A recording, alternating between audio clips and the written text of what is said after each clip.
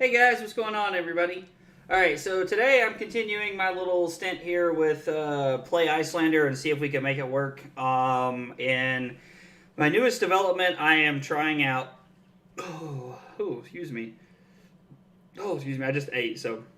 Alright, I'm trying out Pursuit of Knowledge over Yellow Ether Ice Vein. That is my newest development.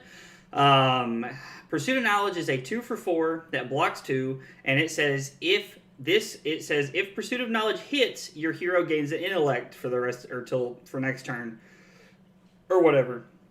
So it's really good because it kills Miragai and it kills Thermai, and it gives me an extra intellect. So we're trying that. We're going to see if it's any good, see if it helps me cross the finish line or even get a little bit closer in my attempt of trying to make. I'm really just trying to make Iyslander to where I can have like a close matchup against Dromai.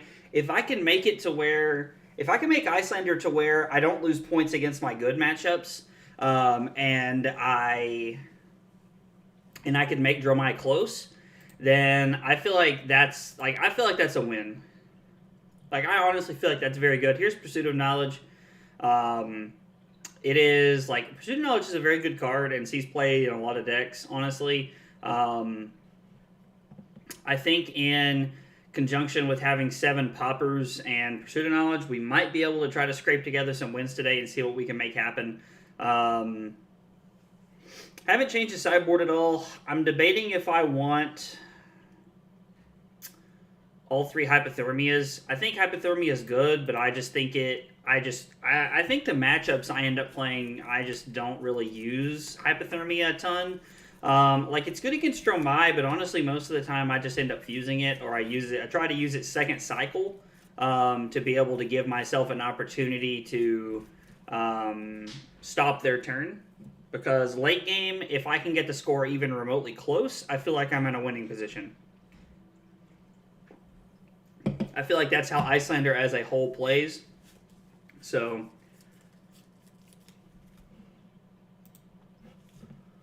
well, this is the lobby I was just in. Crap. Is this the same one? It sure is. Crap again. Play against Levia. Okay. Ooh, I want to type hi and good luck. Not whatever that was. So I think against Levia, we're going to go Hope the Monk. All right. They don't really do a ton of go again, so Hypothermia doesn't seem great. Sink Below does seem pretty good. I don't know that I want to be on the plan of...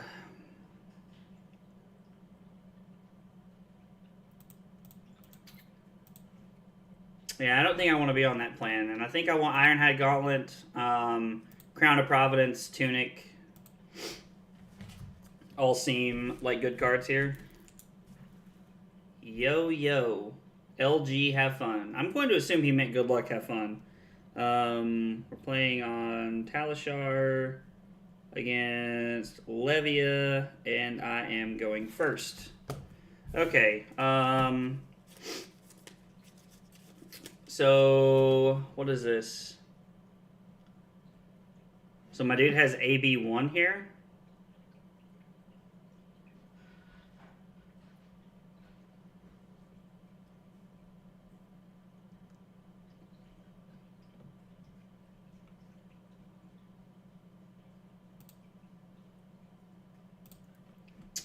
So I'm just going to play Wounded Bull here for 8. Like, we'll get some card. Oh, he has AB2. He has the Lantern.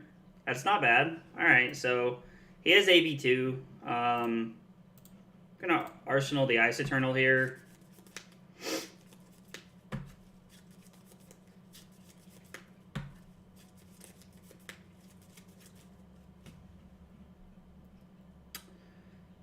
The defending hero creates a Quicken token.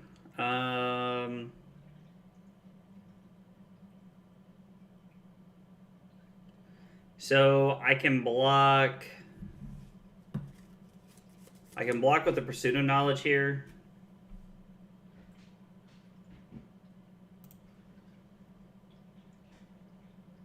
Now I'm going to block with the Channel Lake and take 5 here.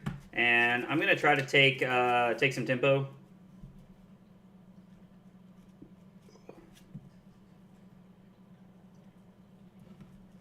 This doesn't block or do anything, just means you're royal.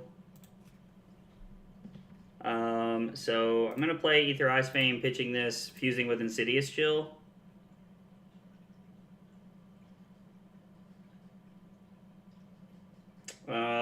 Yeah, we'll target Levia. That's the obvious play. I'm going to pitch the Insidious Chill here to Waning Moon here also. They can pitch a card if they want, or if they have resources floating, we might not. It kind of depends on what everything looks like. But I think that's the obvious play here.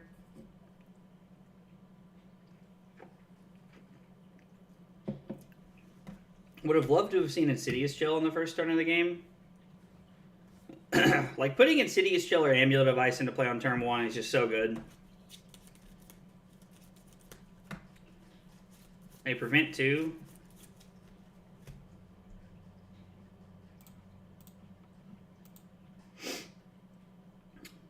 And they lose 1. Alright. We're going to put Pursuit closer.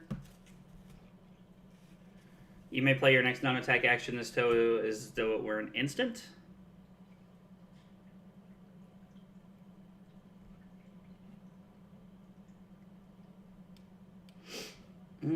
What does this do? Has Battle Worn 1. Whenever a card with 6 or more is put into your Banner Stone, you may destroy Hooves of the Shadow Beast if you do gain 1 action point. So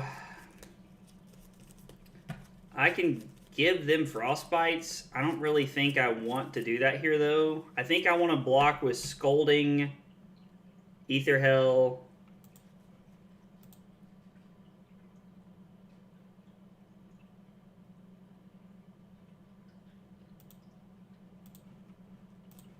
block 6, and then I can just Fandle's Fighting Spirit for 7 here. Now, he'll just throw Husk, which is fine. But I get to gain a life.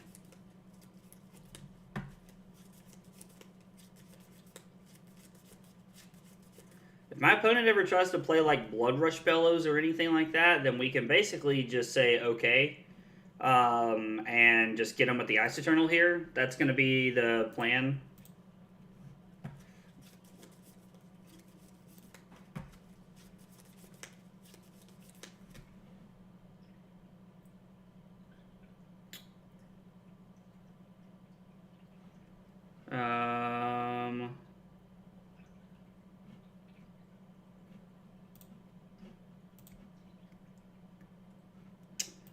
I am going to play. I'm going to pitch this, Reveal of Frosting. So we're going to come in for 2 and make 2. We're going to make 2 Frostbites here. Thanks, baby.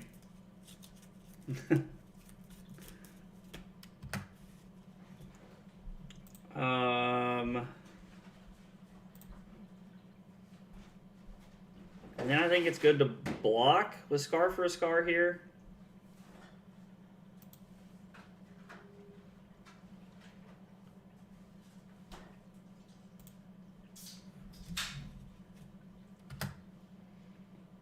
Might have been better to block with Frosting there. Not sure, honestly. Having 2 Scar for Scars in our hand was not very good.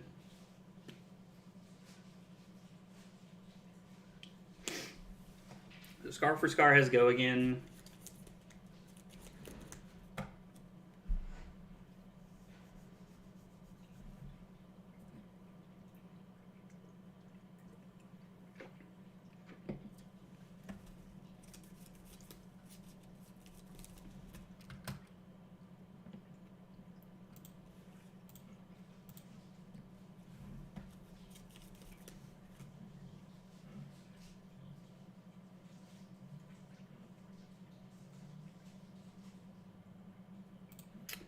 So we're going to go Frosting to deal 1 damage to them. They get a Frostbite. I'm going to Waning Moon them. They take 3. What does the ledger do? Choose any number of heroes. Each of them chooses an ally, aura, item, or landmark permanent they control. Destroy each permanent. Huh. We're going to come in with Pursuit of Knowledge here. They're either going to give us Husk or they're going to give us a couple cards from their hand. And either way, I'm good with this because Pursuit of Knowledge is just so good. Especially going into a turn where we have Sink Below. See, they took a turn off to put Imperial Warhorn in play, and we were able to push through 3 damage that turn.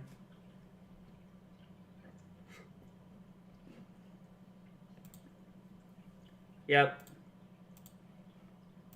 Arsenal Sink Below.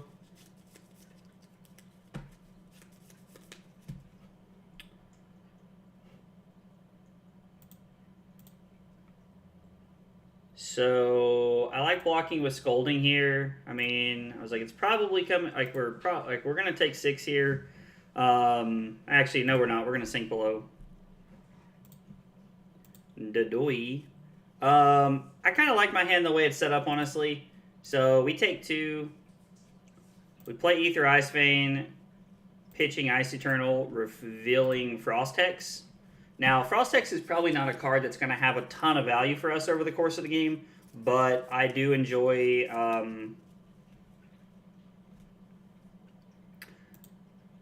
giving them a Frostbite here and kind of what might be able to go with it. I'm honestly debating if Channel Lake Frigid is even going to be that good this game.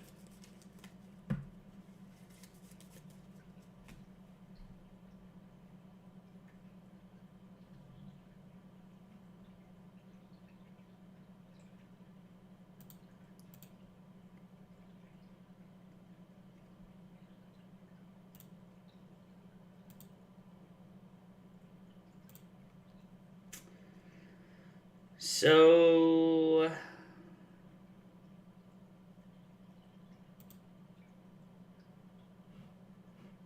then we block 5 with the Cold Snap. And then we can block 7 here using our Tunic. We have to use our Tunic resource and take 2, go to 24.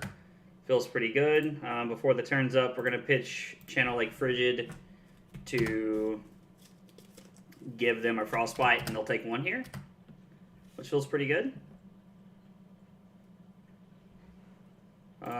We're just going to pass and arsenal our Ether Ice Vein here.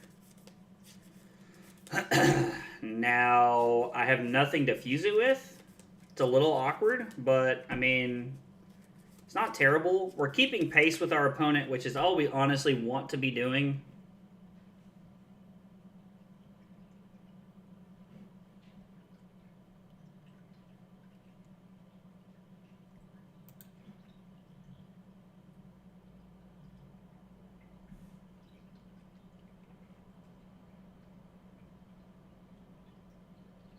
So I'd have to just play Sink Below and put Scar for Scar on the bottom and hope to draw a nice card here, which is a little risky.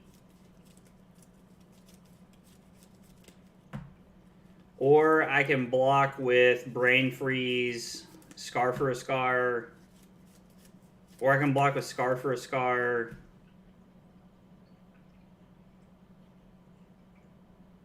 Sink Below. So I kind of like block with Scar for a Scar.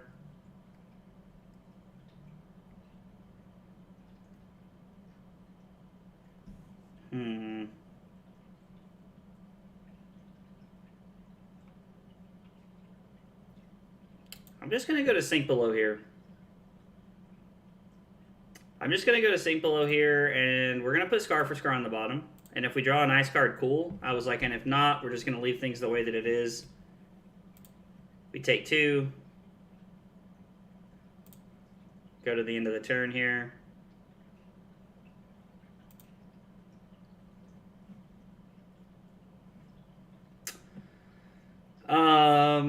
So we're going to go Pursuit of Knowledge, pitching Brain Freeze. which again is another card that's going to strip cards out of their hand. I mean, they might just give us Husk if their hand is pretty good. And if their hand is pretty good, we're going to hope we draw a blue and an ice card here, because blue and an ice card allows us to strip 2 cards out of their hand whenever they go to do something. And I do like that. If they pitch a card and then play Blood Rush Bellows, now, unfortunately, that does leave them with guaranteed Blood Rush Bellows hit, but it only leaves them with 2 cards in their hand. And so when I say that, I'm going to pitch a blue, play blue Ether Ice Vein from my arsenal. I'm going to fuse, so they're going to take 1 by pitching a card. Then they're going to have to pay or discard a card. They've already pitched a card to play Blood Rush Bellows from their arsenal. So they pitch 1 card, they have 3 cards in their hand. Then, from there, we're talking about them paying. Or I guess they could have 2 left. Yeah, so they get to keep 2 cards. I mean, I guess it's not that great. We're still gonna hope to try and get our opponent here.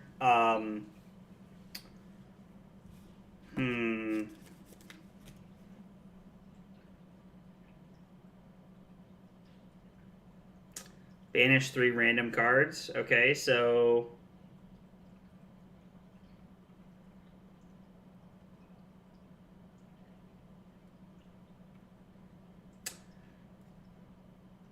I can. We're going to fuse with Cold Snap.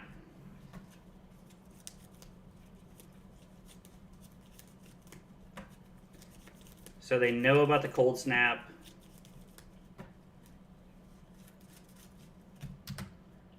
They take 1. Now, the downfall here of our hand is that we're going to have to take 6. So we do give them a little bit of a lead here, but we're going to try and take tempo back with red Ether Ice Vein. Whoa, why does that have go again? Oh, they destroyed again an action point. Sheesh.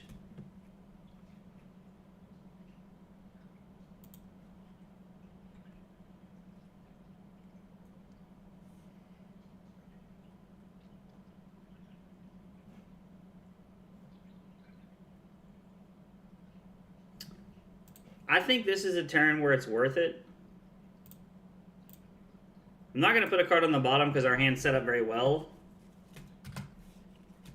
So they took a 12-point life lead that turn. Now, that is a very good turn for them. I'm going to pitch the Frosting and reveal the Cold Snap again. This gets, I mean, they either, like, so if our opponent here decides to take 5, we get 1 card out of their hand. Now, they lost 3 life to get their card back.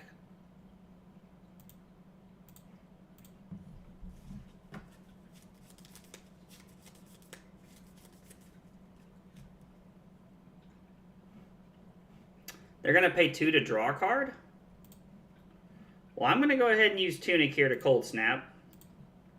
Give ourselves an extra card. And then that's fine.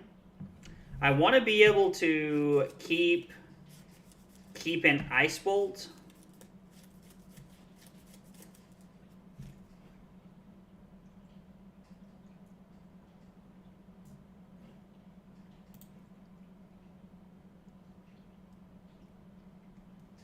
Beast Within trigger, okay. So they're going to do the Beast Within trigger first.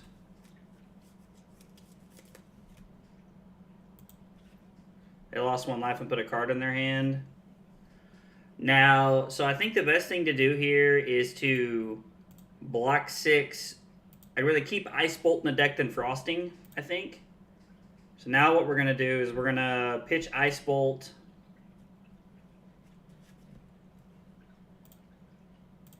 To come in with Vandal's Fighting Spirit. And then I'm going to put Channel Lake Frigid into play this coming turn. I'm not sure if Channel Lake is the correct play here. It could have been just keep Ice Bolt. But I don't know, like if they've had a couple turns now where they've done multiple things. So if they ever go for like a go again turn or make something happen turn, Channel Lake Frigid's pretty good at shutting them down. Considering they kept all their cards, I feel pretty good about my decision. Now, the hand is poop, but that's okay.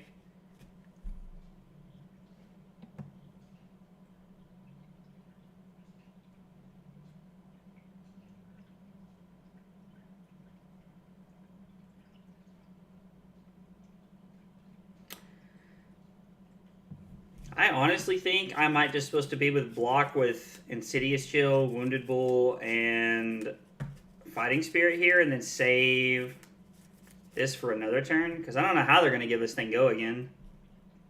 Like, they've already gotten rid of this, which gives them an action point. I mean, unless they're wanting to pummel me, which is very possible, but they've pitched 2 pummels already, and they have one right there. So, it's not crazy to think that they have another one.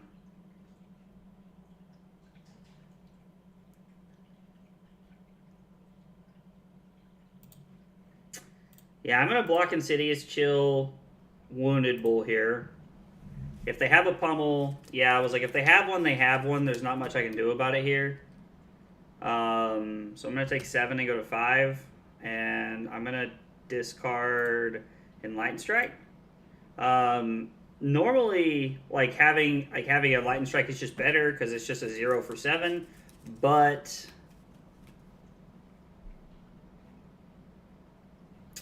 this gains us a life and it blocks pretty effectively, so... Alright, so we pitch Insidious Chill.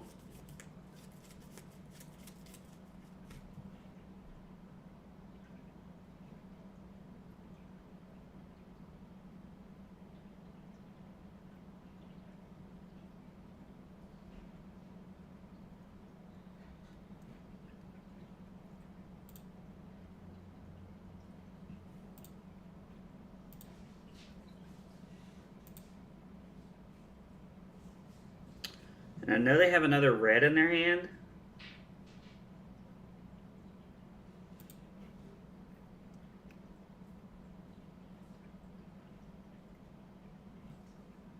So block 5, go to 6, and then if they pummel, I discard my Wounded Bull. So this has me going to 4.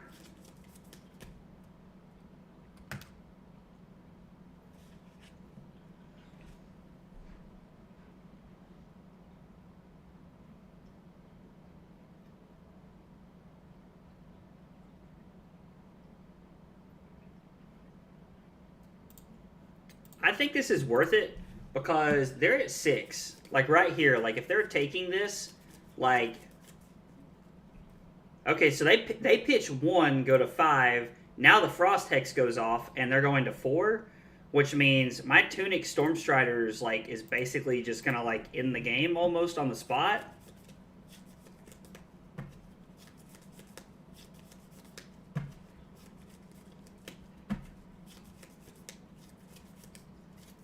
So let's think about this for a second before I do something real dumb. So we pop Tunic.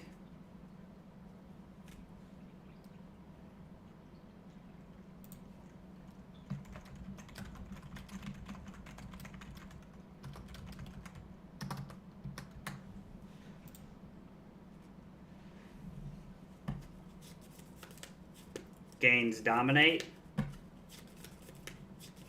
So Ghostly Visit's just a thing in their card. None. All in the pack still. I'm going to assume he means in his deck. When he says pack, I can only assume that's what my opponent means.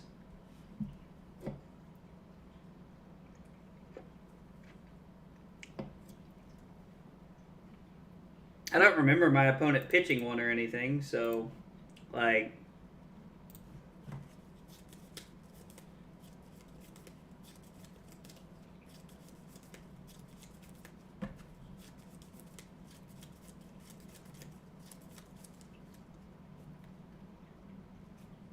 So, while my opponent's thinking here, we can go... The Ether Hell won't win the game, though. If we go Tunic, Stormstriders...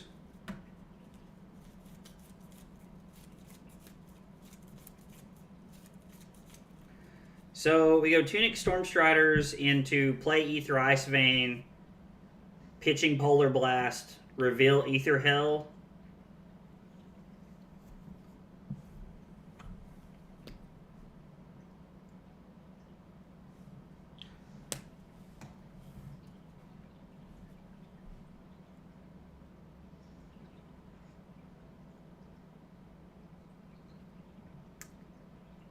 And then I get the Waning Moon if it's enough. But if he pitches a card, he takes 1 here.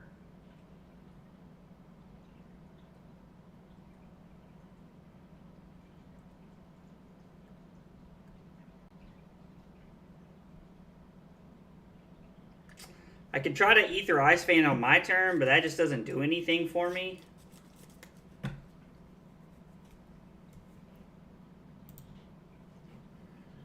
So this is 6 Dominate. So we go block with Ether Ice Vein.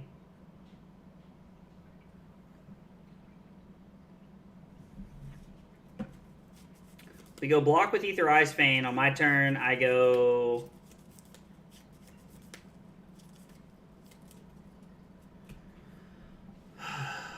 On my turn, I go Ether Hell into Waning Moon, Arsenal Sink Below. I'm also taking a chance of losing to any pummel here, but I take 2. I'm losing to any pummel without blocking with Tunic here regardless, and I don't think blocking with Tunic is the right play.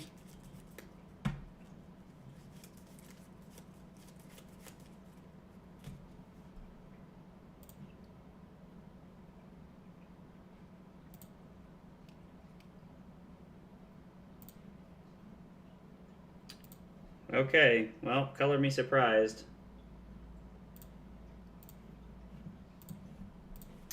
We're going to draw cards out of our opponent's hand, so that's cool at least.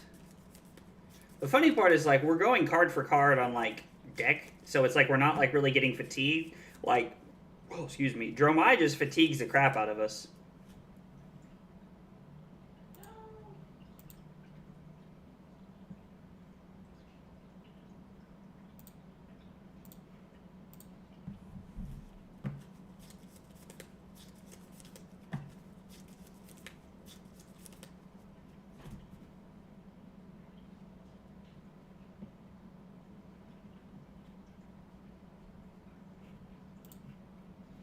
I think I'm going to win the game right here.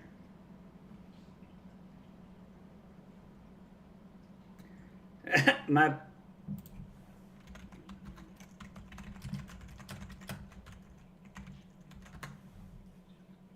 Can't beat luck. Yeah, I mean, I get what my opponent's saying here. Like, to be fair, I had an Ice Eternal in my arsenal for like the first 3 or 4 turns of the game, waiting to play around the Blood Rush. So I don't know. So we win. I was at 1. Yeah, it's 7.46. So honestly, the average value of my hands is kind of feels silly and almost irrelevant. Because I'm just playing Islander cards and hoping they work out. Let's see. If this is the same person, I probably...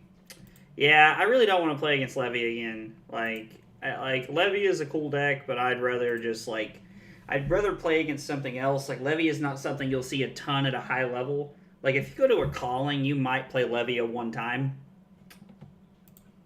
Rhinar is the same way,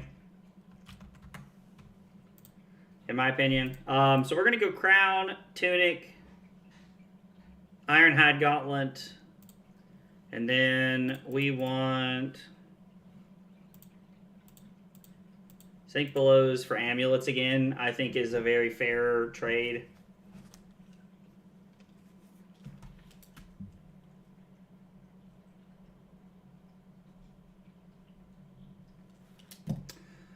I'm going to wait until my opponent actually readies up and and does this stuff before I decide to write all my stuff down here. I've been burned by writing things down before I needed to a couple times, and it messes up my notebook.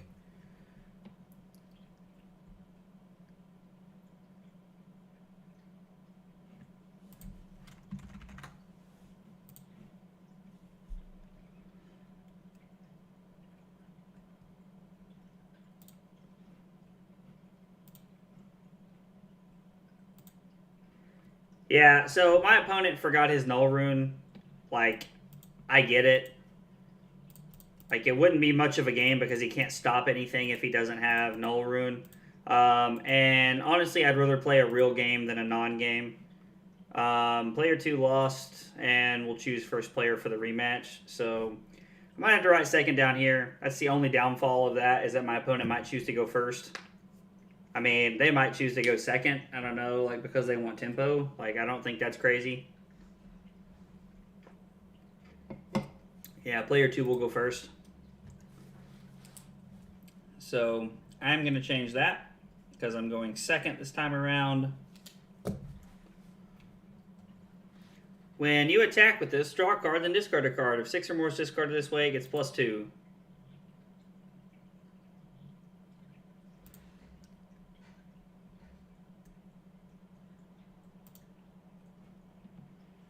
I'm going to block with Scolding and Channel Lake here.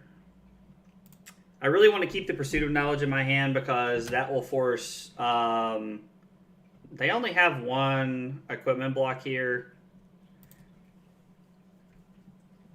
I mean, they have...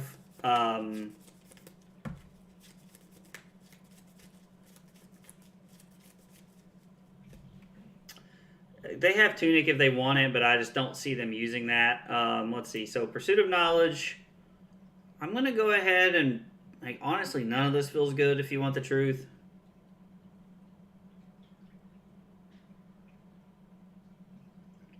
Like, they're all 2s. They all feel very uncomfortable and awkward here. I think I'm going to pitch the Ice Bolt. I'd rather that be in the deck. We're going to Arsenal the Frost Hex. I don't know if that's the correct play or not, but we're going to try it and see what happens.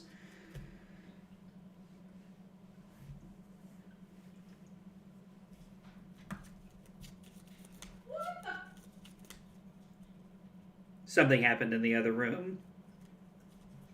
You okay? Yes, I'm eating.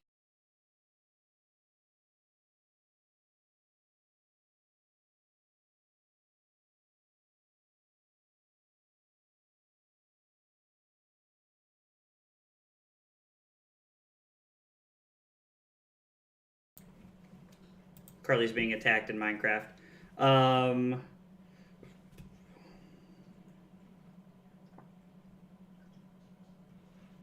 So our opponent has none floating, so here's a good chance to get some damage in.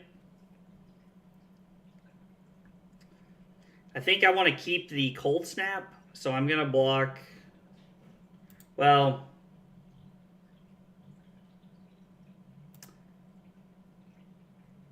They're going to Intimidate, so let's see what they take first. Okay, so they actually take the Cold Snap here.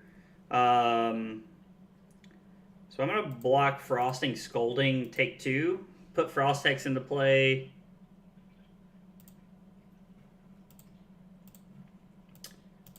I mean, we're starting chipping at their life total. And then on my turn, I'm just going to Arsenal the Cold Snap here.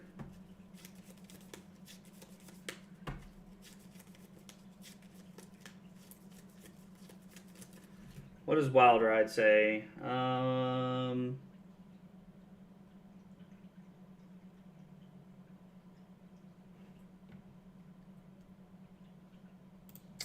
So they have AB3. We're going to pitch this. Give our opponent a Frostbite.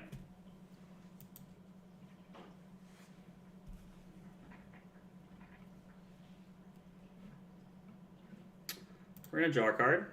We're going to draw an Ether Ice Vein.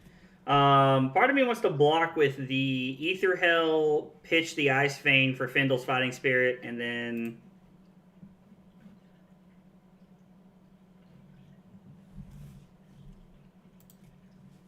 I mean, let's see what they actually get first, because we might just be better off to block here. What did you beat in game 1? I beat Levy at game 1. It was a very close game, and I ended up Storm Strattering them at the end of the game. Okay, so they take the Fighting Spirit, which plays into the plan that I'm trying to cultivate here. So...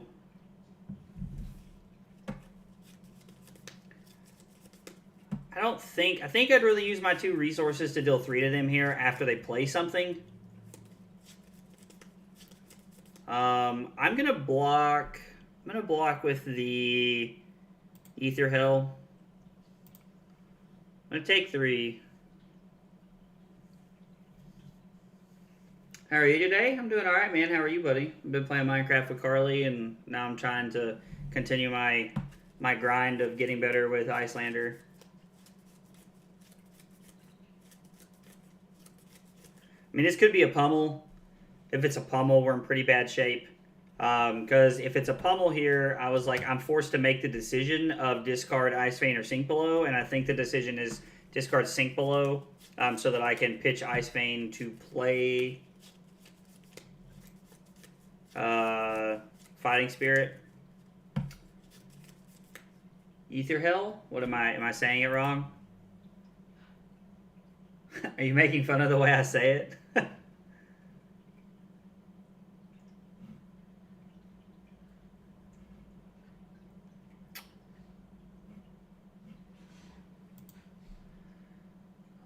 I think I'd rather just play the Sink Below here and not have an Arsenal next turn. Like, we're just actively saving damage. We're going to go ahead and activate the Waning Moon for 3 and see what our opponent does. Okay, so they take 1. We're going to go back to 29 and come in for 7. Like, honestly, the funny thing is, like, our opponent does not have a lot of blocking, so I would rather see more attacks than I would arcane spells this turn. I would rather play that style of game. Doing great. You're just Southern. I'm used to it. Yes, I am Southern. That is for sure. Definitely comes out sometimes when I talk too. Sometimes I forget that I have an accent, and then I talk sometimes, and Carly likes to make fun of me. So our opponent probably needs their cards to make their hand work.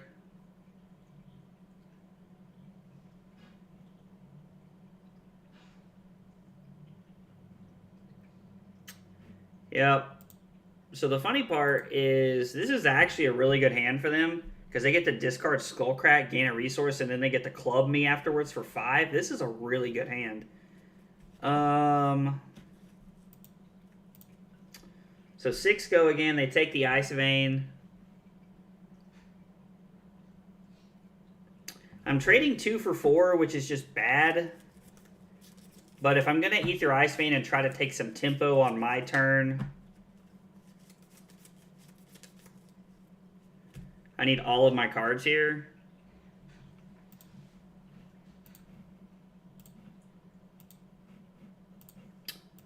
Yeah, we're going to take 4, go to 25. Yeah, this feels bad, but I think I'm going to take 5 to try and take some tempo here. So I go down 14 to be able to play my hand. Come in for 4, go again. And I'm going to put the Insidious Chill into play and hope it's not too late. Insidious Chill is a very good card, and it's very good at stripping cards from my opponent's hand, making their turns a lot weaker.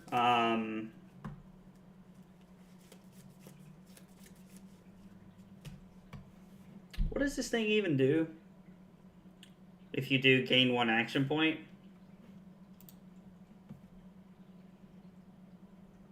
So the fact that they throw a card to block there feels pretty good, because now the Insidious Chill is going to be a lot easier to play. Because they can take 5. If they do, they go to 28, and then they're still discarding your card or paying, and they only have 2 cards left in their deck. Yeah, that felt pretty good for me.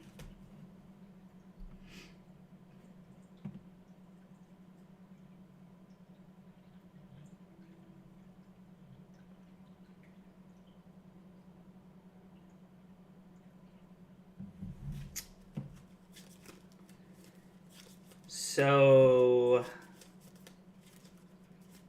I can pitch Ether Ice Vein to play Insidious Chill. I mean, I can't take 8 here. Like, that's just not feasible. But putting Insidious Chill into play also does not feel very good.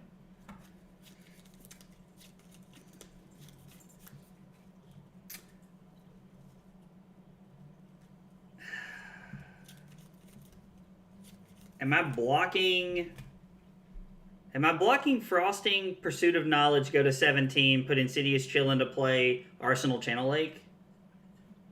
I think that might be the play here. Like, I hate to Arsenal Pursuit of Knowledge. Block with Pursuit and Frosting? Okay. So, you said it at the exact same time that I did. Alright, Arsenal Ice Vein, not Channel Lake. They have AB3. I'm intrigued on what your reasoning is for that. Oh, I guess because it triggers Insidious Chill. Yeah, I mean, it triggers Insidious Chill. That makes sense. That's a good play. I've gotten so used to playing games where, like, Channel Lake Frigid just buys me so many free turns. Double Brain Freeze, double Insidious Chill. Cause Insidious is on board. Yeah, no, I mean, it completely made sense. Once I thought about it for a second, I just hadn't registered that. That was a good call. So if I go pitch Insidious Chill, reveal Insidious Chill, block a double Brain Freeze, I can Arsenal my last Insidious Chill and get good value out of their hand. Channel also isn't super effective versus Brute unless it's Blood Rush. Yeah, so that's actually one of the things I was talking about last game, is that it doesn't feel that good.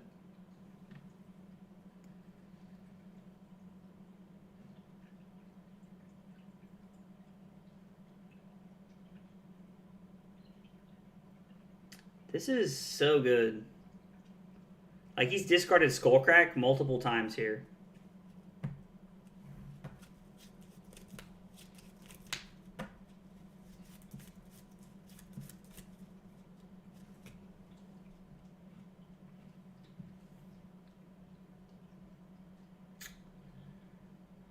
Because it's good, because this has, like, he has so many go again attacks, and he's going to get to club me. So, because he discarded the Skullcrack. So, if I pitch Insidious Chill, reveal Insidious Chill, I still can't stop him from clubbing. But I can block 3, take 2, block 3, take 2.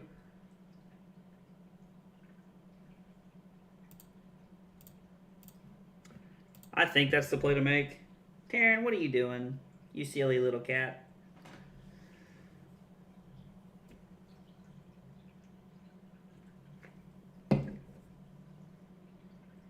Who's a sweet kitty, huh? Who's a sweet kitty? So Insidious Chill goes off.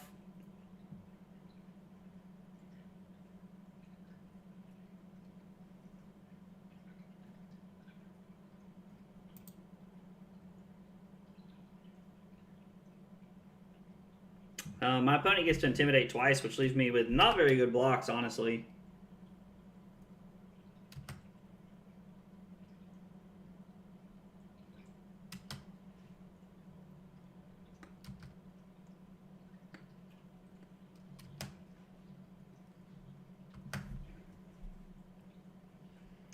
So block 2.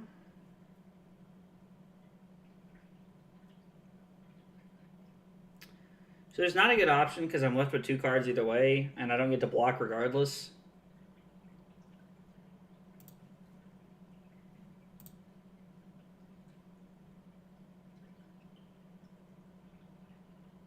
I'm also wondering, like, now that like seeing that happen, I'm wondering if Insidious Chill effects are even really the way to go.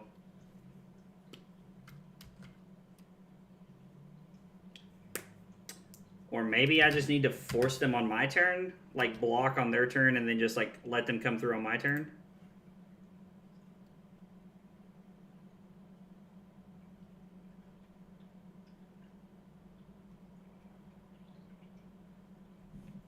So I actually like playing the Brain Freeze here. Lets me know what their hand is. Pack Call, Alpha Rampage, Barraging Beatdown. This is actually kind of neat because it lets me know if I need to fuse or not to actually try and make this happen.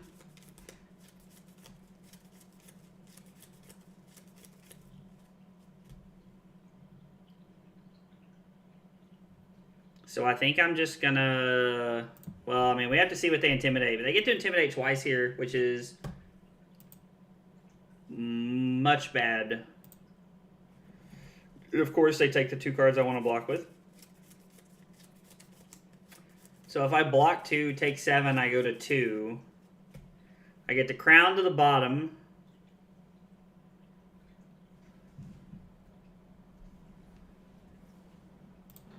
Man.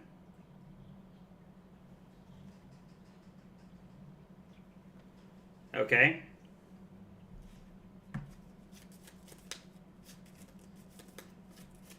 I mean, my opponent might intimidate different things this time around. Like I don't even know. They might, honestly.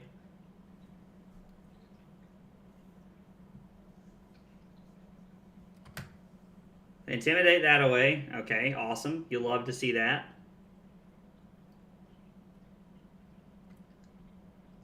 Sorry, I meant to activate trackers.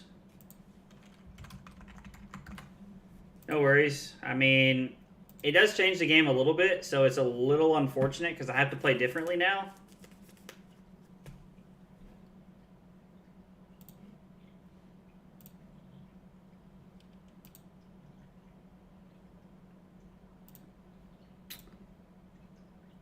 Okay. And then if they come in with the club here... I mean, this is so bad because, like, am I seriously about to just throw Tunic here and go to 1? Like, there's no way going to 1 is the correct play. There's absolutely no way that's the correct play. So, if I... Yeah, I really needed a sink below in my hand here.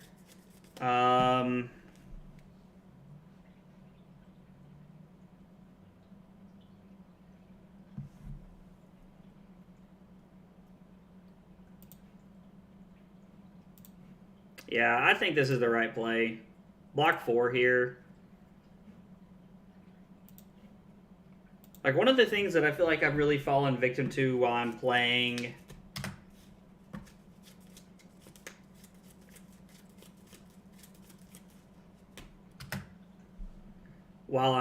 Islander is that I get hung up on play my cards every turn, play my cards every turn. As opposed to, like, it took me a while, but when I started playing Dash and like other heroes, I got to a point to where I would learn to be patient and I would learn to just hold my cards or take an entire turn off. And I feel like I'm having a hard time with that with this hero.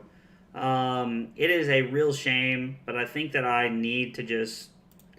I think I need to come in for 5 here. Unfortunately, I can't fuse, but I do get to Arsenal a sink below, which is pretty good.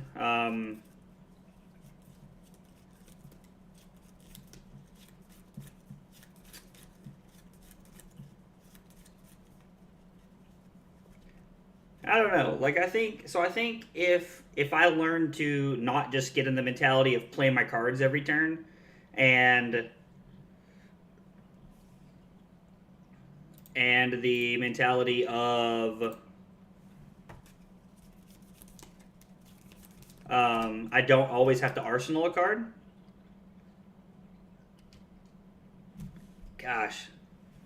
Take the card that blocks the most immediately. That sucks. Big Sag.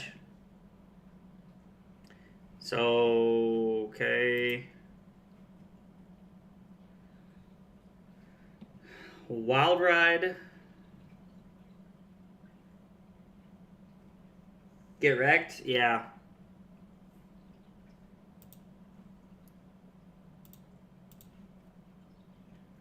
So I get to block with both cards, go to 5.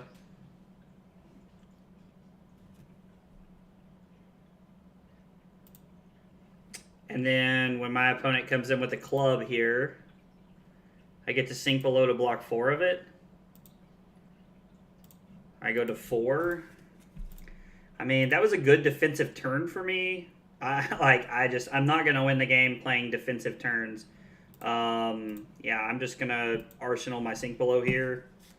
Frost Hex is one of those cards that, like... So I think one of the biggest things for me is I need to like find a video somewhere where Michael Hamilton or somebody talks about how they sideboarded each matchup and what their game plan is. Because I feel like one of the biggest things for me with Dash was when I was deciding what the heck is going on here. I don't know what just happened here. Sorry, I'm going to come back to the whole dash thing in just a second. I'm just like, I'm pretty hung up on... So we're going to play Frostex. We're going to activate Waning Moon.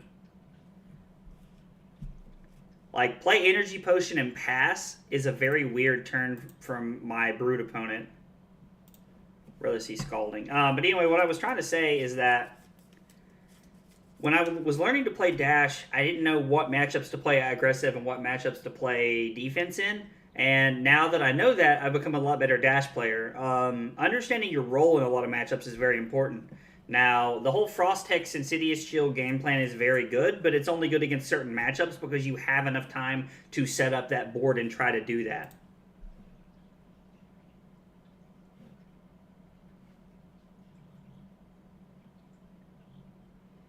And got go again.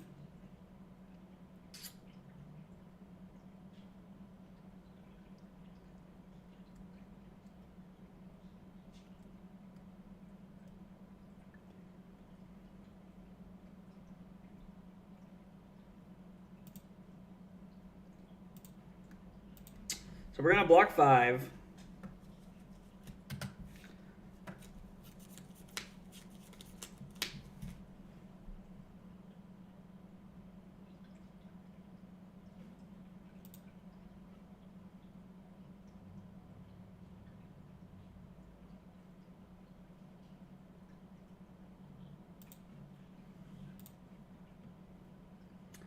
So this has me taking 3, but I have the sink below.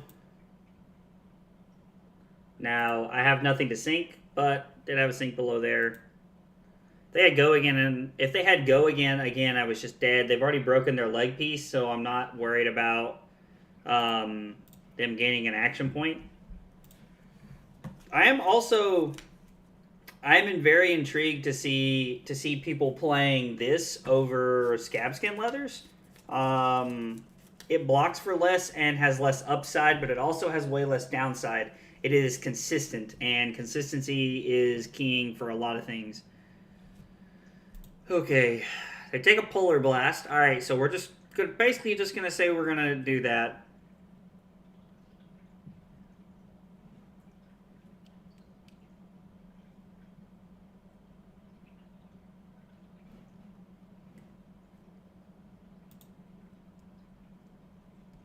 They take Ice Eternal.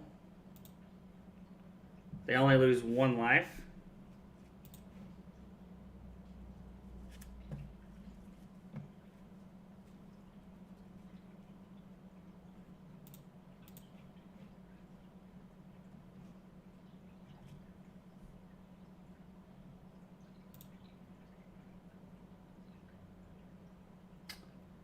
Yeah, I mean, I go to 2. My opponent's forced to just pass.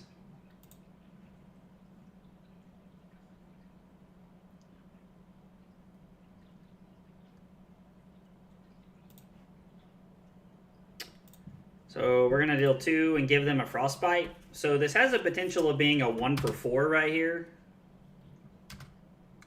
I really needed my Ether Ice Vein to be on better turns. So they pitch a card, they'll pay for 1, I assume, and then take 1, go to 14. Oh, does it depend? Oh, they're just going to pitch their other card to stay as high as possible? Okay.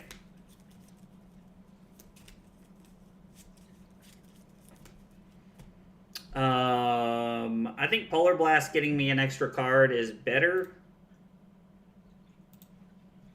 I would rather go into my turn with the Ice Eternal so that I can try to make something happen by making them discard cards.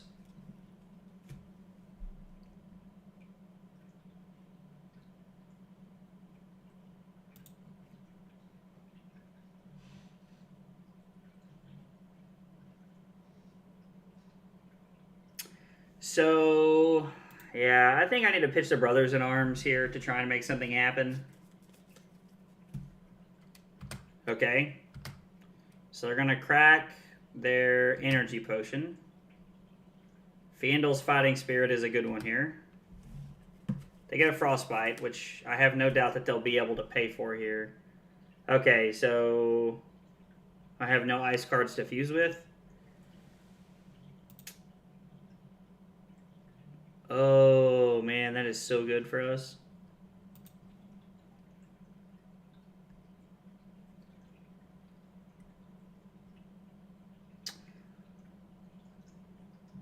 Okay, so let's think about what we're doing here. We can 5 go again, followed by Fandle's Fighting Spirit.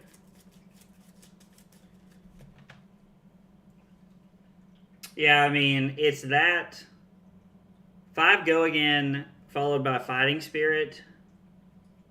I mean, that's a pretty good turn. We're going to put this on the bottom, and we're going to pick go again. Like, this is... So, right here, they have Tunic they can block with. Other than that, it's cards from their hand, and this is the kind of thing that I like, because we get to go back to 3. No! Oh, I got ahead of myself. Oh, no. So sad. Lost a reckless swing. Yeah, I mean, that was bound to happen at some point. I probably, like, maybe I should have played around that in hindsight, because I can just actively play around that by never attacking. But I think attacking is one of my best avenues to victory. So I don't think that was... I don't think that was a bad play.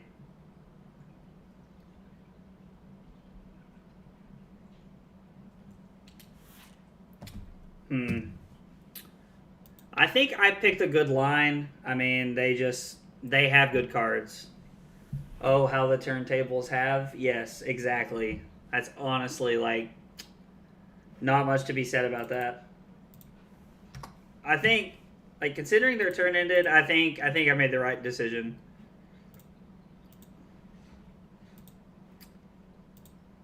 Was it a different game? Oh, Dash. Hello, siding. Alright. I'm going to assume he means hi and good luck. So I think Coronet Peak is good here. Tunic is good. I'm going to go first. I don't know what they're going to play. I think Ironhide Gauntlet is correct here. I think I want the extra block. Hypothermia is good. Sink Below is good.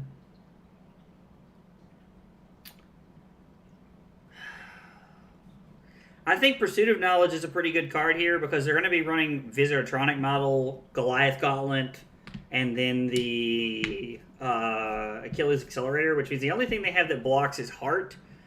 Unless they're playing...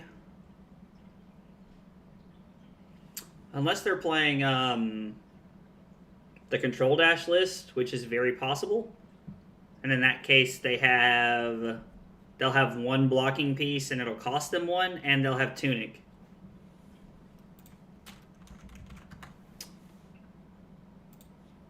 I'm wondering if Polar Blast is a cut in this matchup. We're bringing in 3 ice cards. Not a huge fan of Polar Blast. Let's try cutting Polar Blast. I don't know, it's a lot of cards. That's a lot of ice cards to cut. Brain Freeze doesn't seem bad.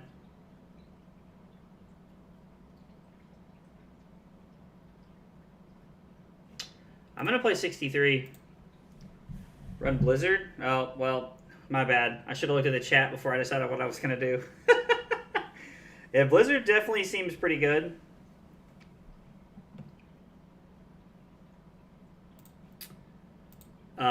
This is a pretty interesting hand, because my opponent's inclined to block. I think I'm just going to be able to get some points across here. So they take 1. I'm going to come in for 4, go again. And then I'm just going to attack with a Fighting Spirit here. Like, yeah, so they're playing Aggro Dash, which is funny because I think we might be able to fatigue them here.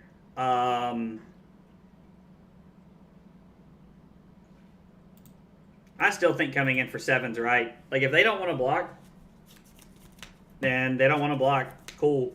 They're throwing Heart on turn 1. All right. Yeah, so they're playing Pounder here, so I'm thinking that we can just try to fatigue them. Like, that is straight up what I'm thinking.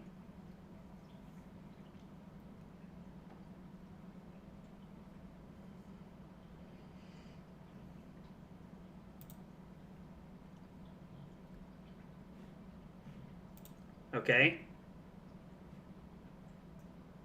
So this is going to be coming in for 10.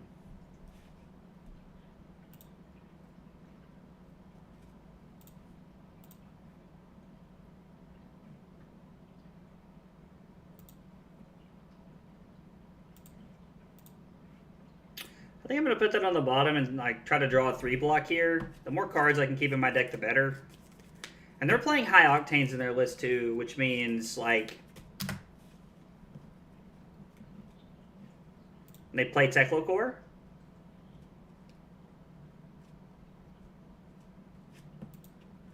I'm willing to take 2 here to activate Coronet Peak and get a card out of my opponent's hand.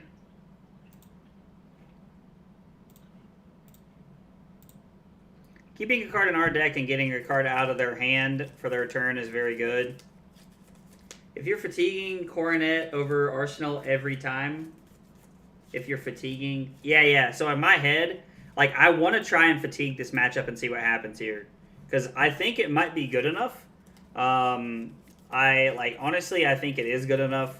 And I think Coronet Peak is definitely the way to go. Because even if they're pitching cards into their deck, it's less power coming out of their hand, which will allow us to still do things. I think Brothers in Arms is going to be a big one here.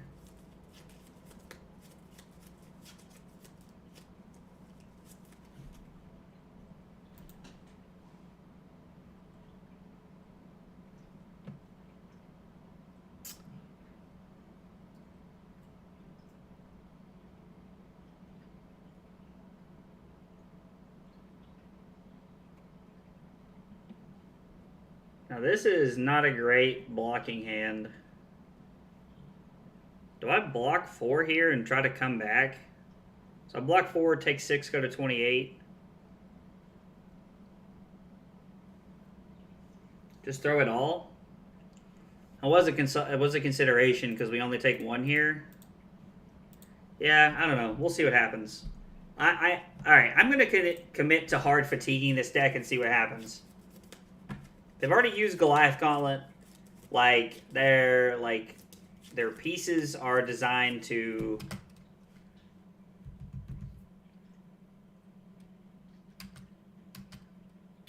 Yeah, we go to 28, we go to 26.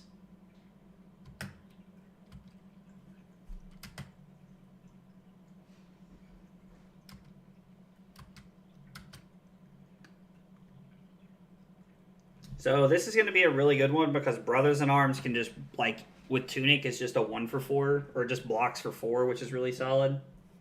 I think you got to see if it works. Yeah, no, you're completely right. Like, if I'm committed to trying to play Islander at ProQuest season, if it's still good enough, then knowing how to beat Dash is definitely the play. And if they're on just, like, Pounder, Go Getcha, it's definitely easy to fatigue them, I think.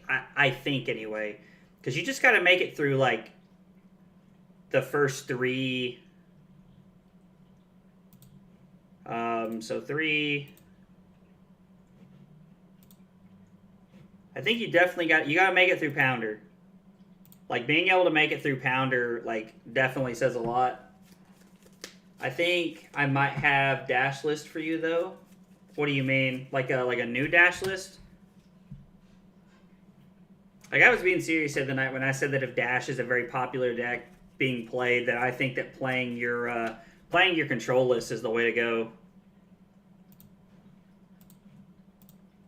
We'll take 1 here.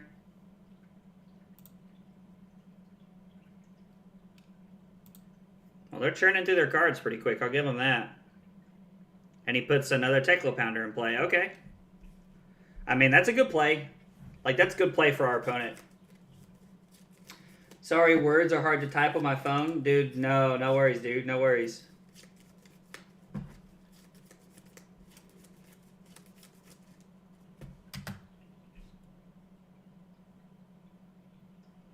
We're going to Coronet Peak our opponent here. They have a Teclo Pounder, but they do not have an arsenal, so we're going to strip them to a 3-card hand because they gave us the ability to keep a card. So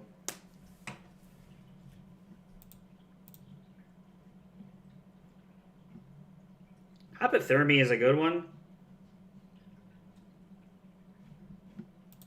All right. So High Octane off of a 3-card hand is honestly not that impressive. I don't know what our opponent was doing there, but if I were them, I probably would have just kept the High Octane for Arsenal next turn and tried to have a 5-card hand. Like, that's like a very good way to do that.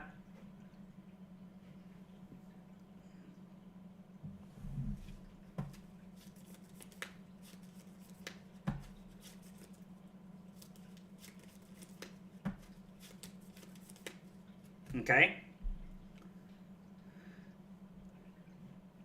I need them to boost over as many reds as possible. I will show you Ice Eternal. Block 6. I'm hoping I can keep a card here. Okay, so they're going to Spark for 0 and then draw a card to be able to Arsenal it. I think that's very good, personally.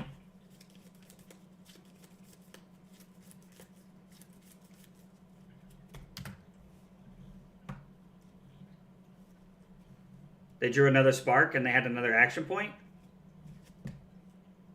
I mean, that's not bad.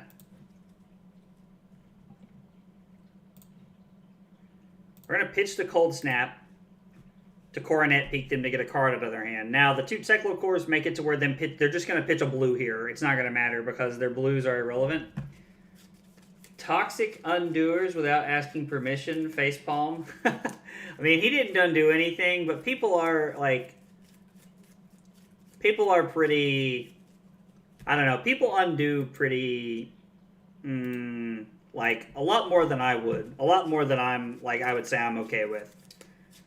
So ironically, I think us trying to fatigue Boost Dash is worse with Pursuit of Knowledge because we were running Yellow Ether Ice Fame, which is just a 3-block. So it's one more point that we're losing out on.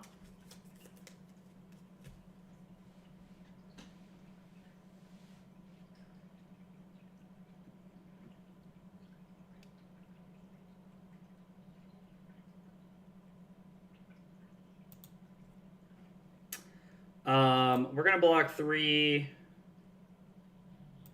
5, 7. We're going to gain a life.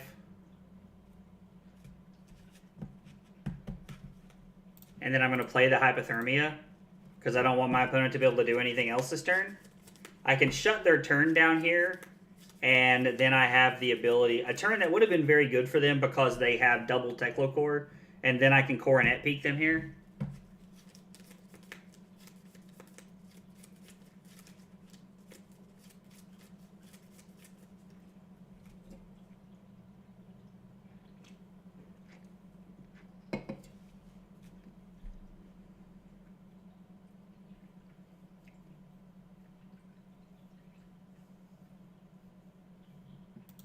Okay. So you're going to pop Accelerator here. All right. I mean, that's fine because you get to do one more. You get to have one more attack here.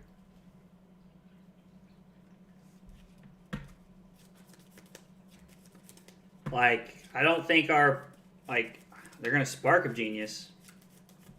They're going to pitch a blue. All right, so they're going to go get Teclo Pounder here.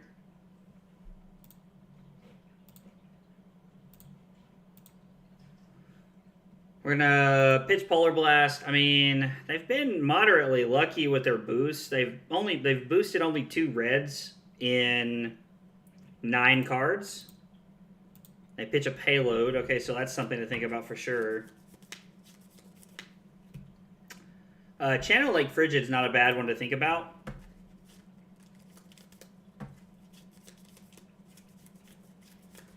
To think about considering keeping an arsenal. Because making their stuff cost 1 more is actually very effective. And our hand still blocks 9 here.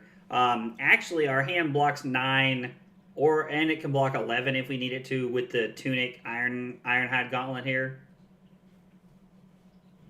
Or Ironhide Gauntlet. Yeah, I'm not completely crazy.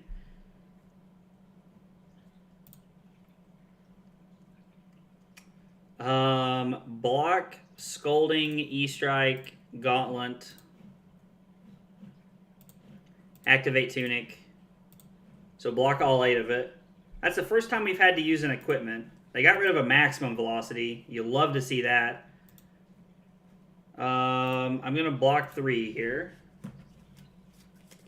I take 2. I haven't taken damage in like 2 or 3 turns. So taking a few damage this turn, especially if it means shutting their turn down with Channel Lake Frigid next turn.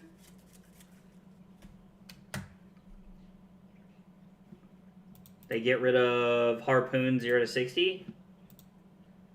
Yeah, I'm okay with taking 2 here. So they're going to end their turn on a pistol and then arsenal that card.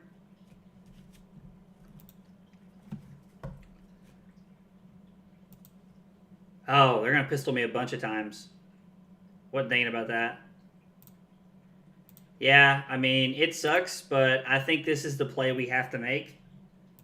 I wish I would have had the Channel Lake Frigid for this turn.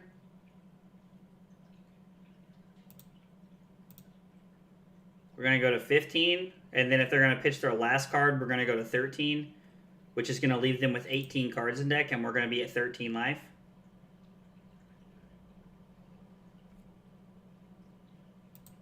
Okay. Is that all 3 high octanes? That is all 3 high octanes. Alright, so we're going to Arsenal Channel Lake Frigid, and then we're going to try to keep a card to keep it around. He's got a third of his deck left, and you're about a third of your life, but have Striders and Channel to use. Yeah, so that's exactly how I see it. Man, this is really bad. This is not a good Channel Lake Frigid hand. So here's the question. Am I just sink below...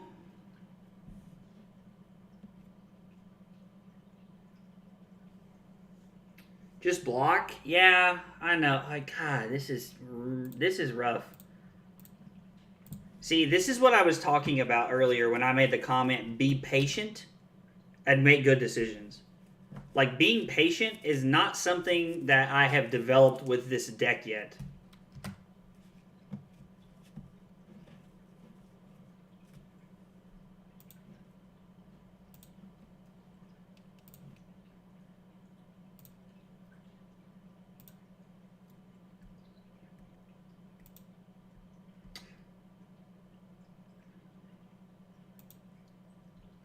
I go to 11 to get the Coronet Peak them.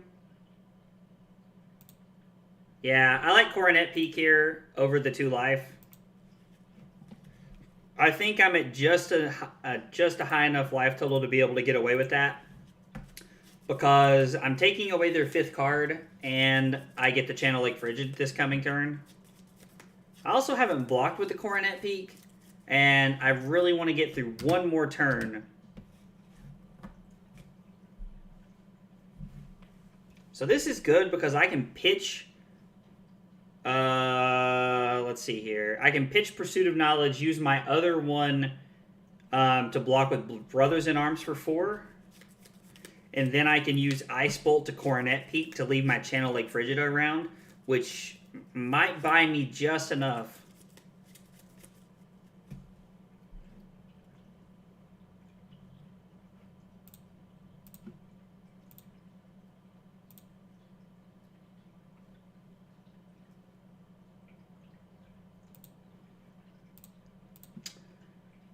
Brothers in Arms was a very good draw here because being able to block this with 2 cards when we have all these 2 blocks in our hand is very good.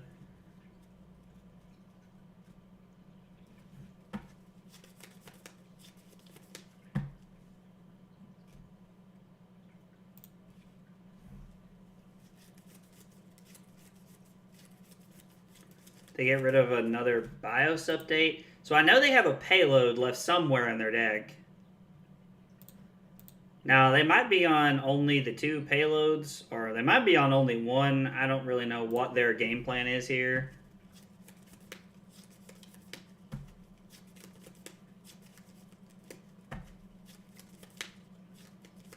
And they're going to pass. We shut their turn down, and we get to keep our Channel Lake Frigid around. This is insane. We are in such a good spot. And we have Tunic Stormstriders up if we need it. Being able to go Tunic Stormstriders into like something like really good, like a Red Ether Ice Vein to like shut their turn down, the turn after our channel goes away, might just be enough to get us there. I'm always skeptical on whether you can actually fatigue dash. Which is funny, and so I say that because I'm speaking as someone who has played Boost Dash a billion times, and I've been fatigued so very few times ever. Okay, so they pitch a payload. That's probably the same payload.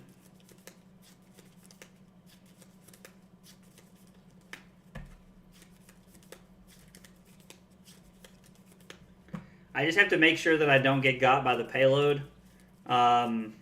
It would be quite ironic. One of our buddies, Nathaniel, has gotten got by payload a few times when I'm playing it, just because he wasn't thinking about it. And it feels like it would probably be sweet justice for him if I got by payload right here.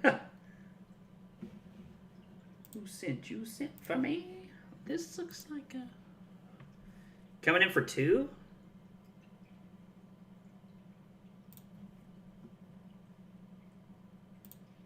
Okay. He's playing the Dregs now? Dregs.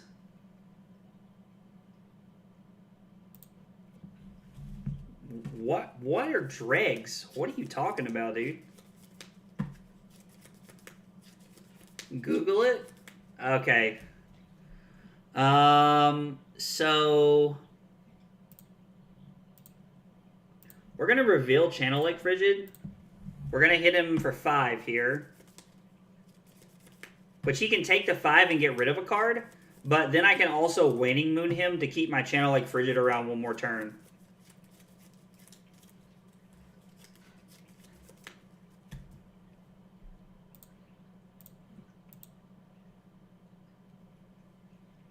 Just Arsenal Channel? Oof. Why?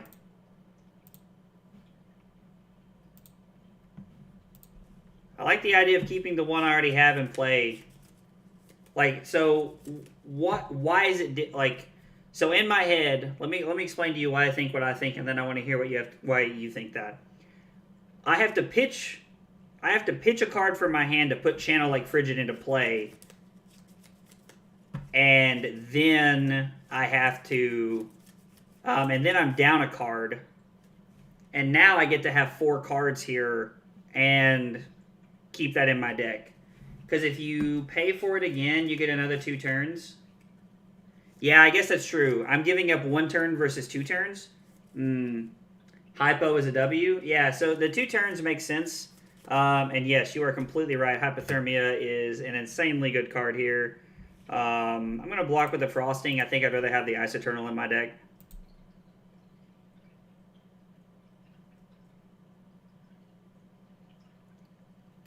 So my opponent's just not boosting.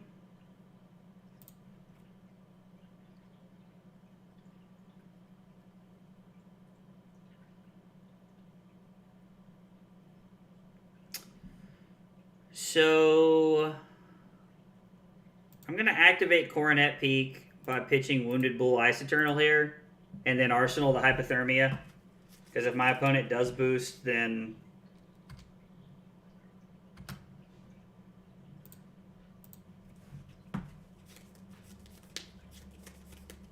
Fighting Spirit's a really good one to block with here.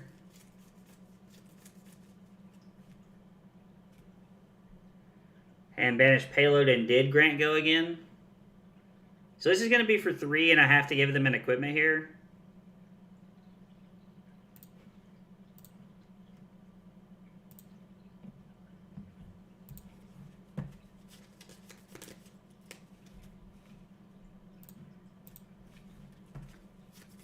We got rid of a payload.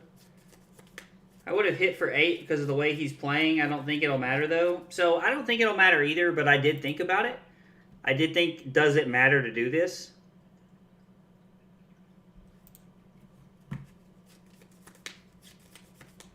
Yeah, I mean, hitting for 8 would have been relevant because it's like, he's only up 12 now, and he's got 9 cards.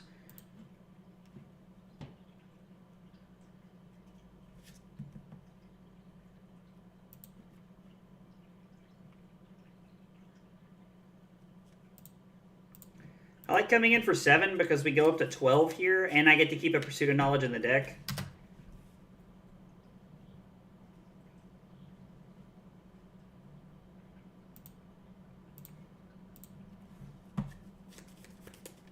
Like, I can just Tunic Cold Snap here to draw a card. Like, that's really good. And I give them a Frostbite. Like, he'll run out of something eventually, either health or cards. Yeah, absolutely. You're completely right.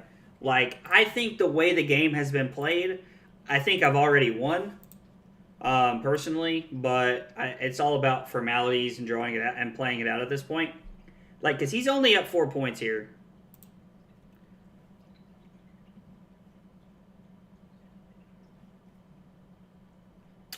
I know it's wrong, but part of me's debating blocking with Tunic here. I'm going to throw Storm Striders here and just take one. Like, I'm just going to take one here. If he has the maximum velocity here, then he has it.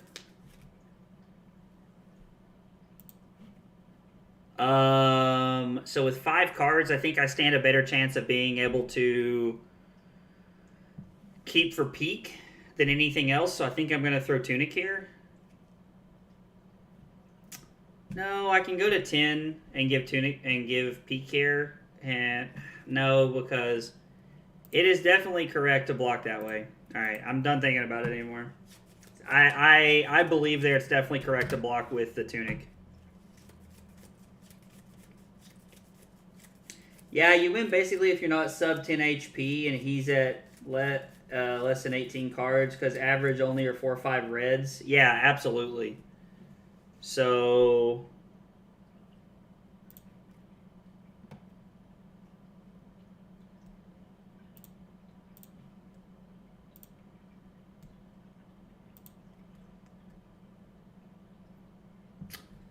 six didn't boost.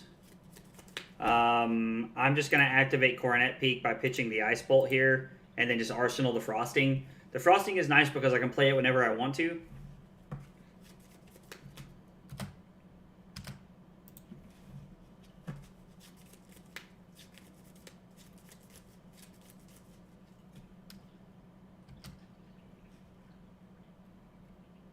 Did Grant go again?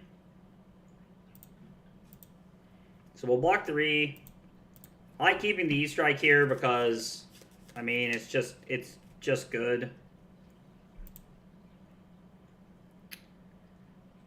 Yeah, like that's fine.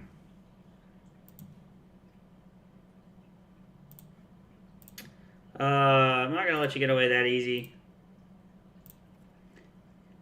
Oh, he actually can't block anything because he has a Viscertronic model.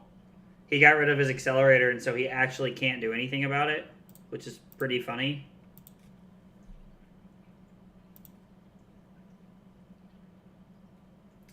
Because Dash has relatively high yellows. Yeah, sorry, I just saw that from a minute ago, but yeah, you're completely right. Like, Dash has a high yellow count.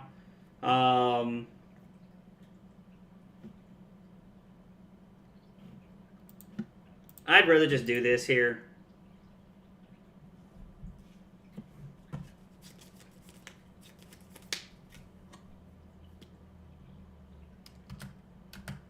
Now, this does give him 1 turn of go again if he wants it, but it just doesn't matter. He loads pistol. It's toxic, but it was 1. Yeah, no, I mean, like, so honestly, I don't. But it won. Yeah, so like I don't really think it's toxic, honestly. Like, if you want the truth, I might be alone there, but I really don't think it's toxic to try and fatigue Dash like this. Hey, thanks for the like, Mom. I appreciate it.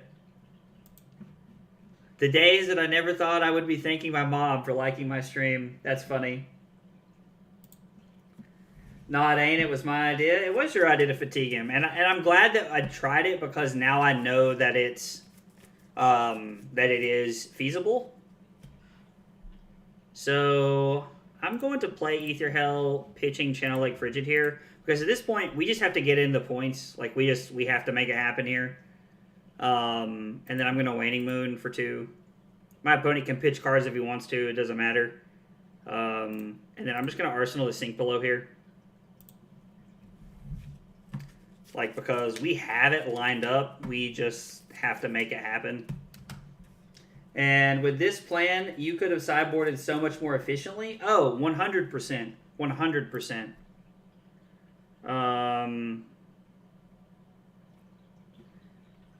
It's weird, but I'm just going to throw... Like, he's not boosting here. I'm just going to throw my Sink Below, ironically.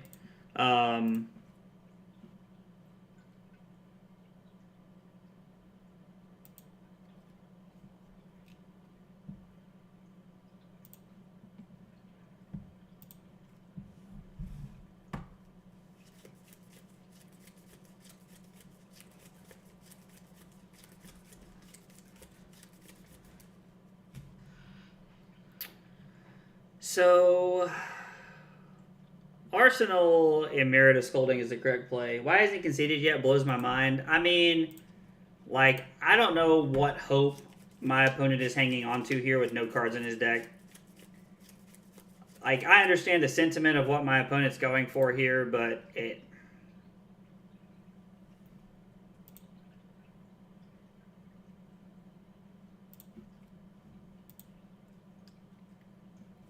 So we're going to come in for 4 here. My opponent's going to block 2 and take 2.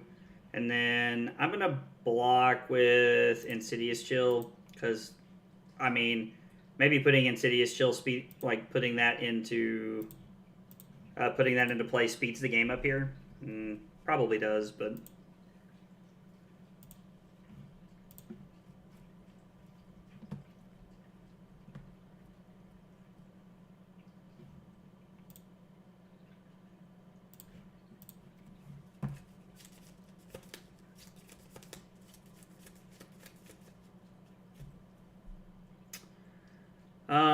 I'm going to leave the frosting in my hand, I guess.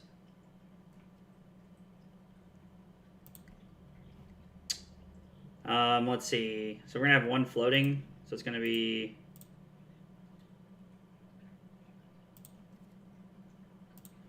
We're going to fuse here. So we're going to come in for 4, give our opponent 4 Frostbites, which means they're going to have to pitch cards. Play the Pursuit, it grabs cards. Yeah, that's not bad. Play the Pursuit of Knowledge there. I think I have another one coming up next hand, if I counted correctly. Lost 2 life, so they pay 2 to prevent 2. And now if they're going to shoot pistol, they have to pitch more cards here. This is winning anyway, besides. I mean, yeah.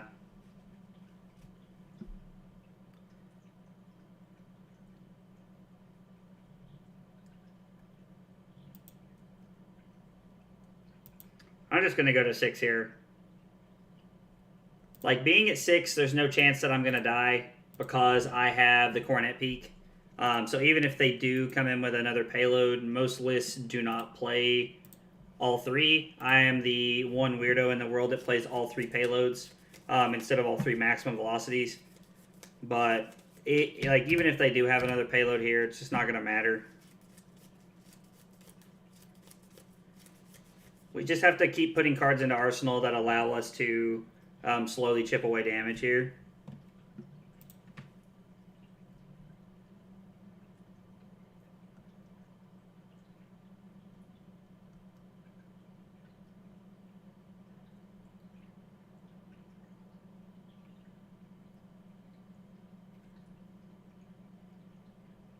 Okay, so our opponent does undo here.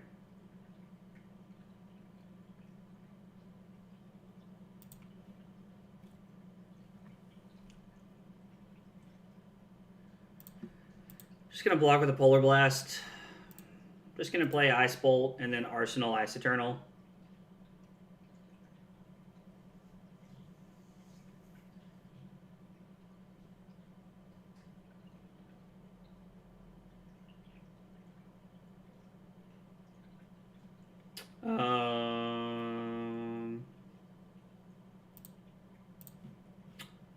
Yep, we're going to go upstairs for 3. They take 1 here. And then we get to, well, the Wounded Bull is just a 3 for 7 here. Like, forgot the Wounded Bull was in the deck. It's definitely where I want to be. Going to pitch the Insidious, or I'm going to block the pistol with the Insidious Chill here.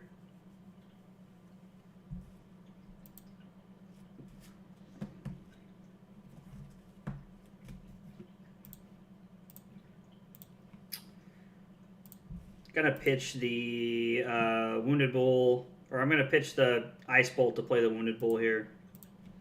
Like, it's only for 7, but it draws cards out of their hand.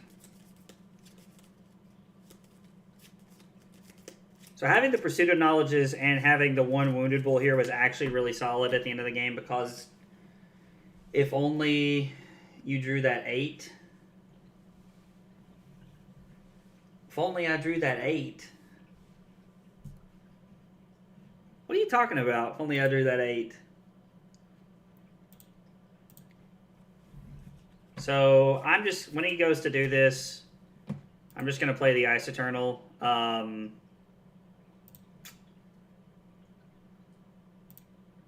another Pursuit of Knowledge coming up. I'm going to fuse with Channel Lake Frigid here. They get 4 Frostbites, it's 4 damage. And they can't pistol me here because of the Frostbites. Gotta pay for Budrow. I mean, that's fine. You take 1, go to 2. You have 2 0-60s left in your deck. Hypothermia, Snap, Channel Lake. Channel Lake is, like, ironically one of the worst cards. Oh, through that 8? Yeah. Like, having 8 would have been really good there. Just gonna block the pistol with a Cold Snap here, and then come in for 4.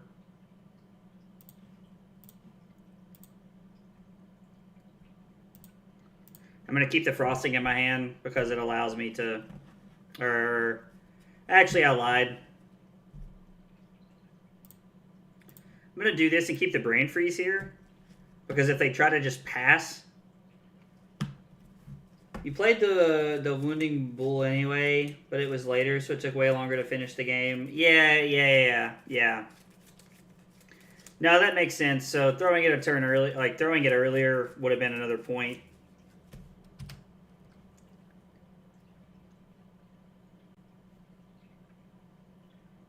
So, like, even if I didn't have attacks here, my opponent's never winning the game.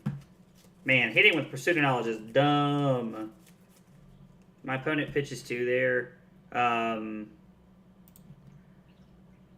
going to fuse. And then I'm going to pitch this to come in for 3.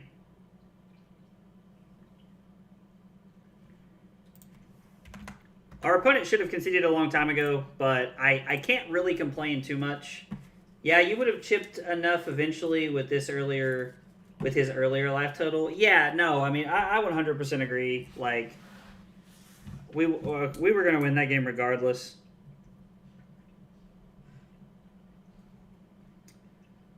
Talishar. Let's see. We won that one. We ended the game at 6. Average value was 6.68. And I think I went first. Yeah, I think I went first. Alright, well that makes us 2-1. I mean, it feels good to beat Dash. So I think, yeah, I thought I went first. So definitely the correct way is if you're playing Dash into Iyslander, you should be on Chamber because Chamber just gives you the out of cycling through so many less cards. It's just, I don't know, it's just very good.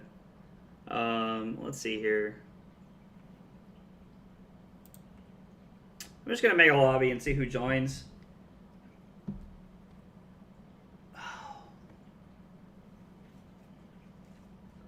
2-1 on the day with Iyslander feels pretty good.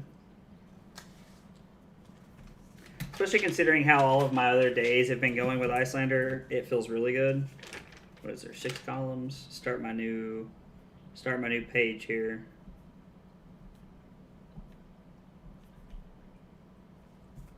What have I been leaving? 2 spaces. I like to keep everything as uniform as I can when I'm trying to take notes on my games, so that it'll be easier for me to go back and look later.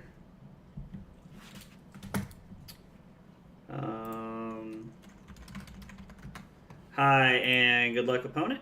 So we have Alluvian Constellus, we have Metacarpus nodes, and we have, I mean, God, do I really want Nullrune Hood? Like, I can't imagine I ever need more than AB4.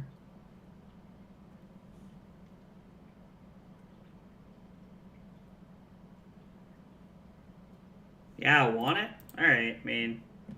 I think I definitely want energy potions here. I don't want the sink belows. Blizzard does not feel very good. I do think like the more blues I have, the better. Blues? Yeah, I mean, wildfire is very relevant.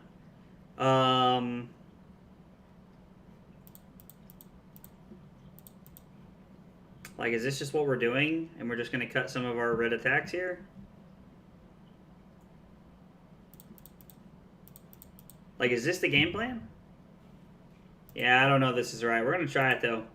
We're just going to play a bajillion blues and just see if it works out.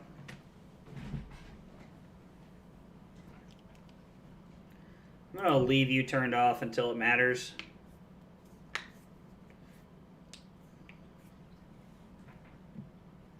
I would only cut Scar as far as the attacks go. Well, it's a little late for that, but why would you cut... well, I guess I'm never going to beat a lower life.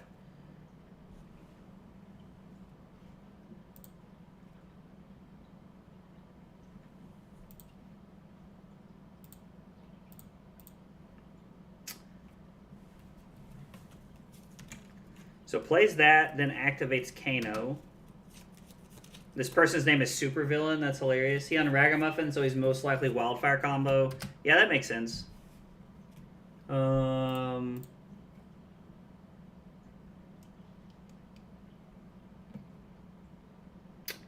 I think getting Energy Potion into play is very important here.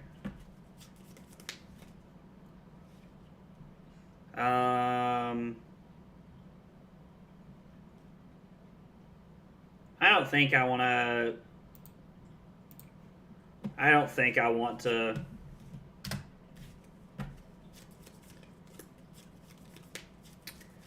Yeah, there's no way that I want to Waning Moon here. Not when he has Constellus. Like, there's just no way. Bro, his card back? Yeah, the card backs are kind of cool. I do like the red one. I think it's called the Room Blade one. I think it's what it's called.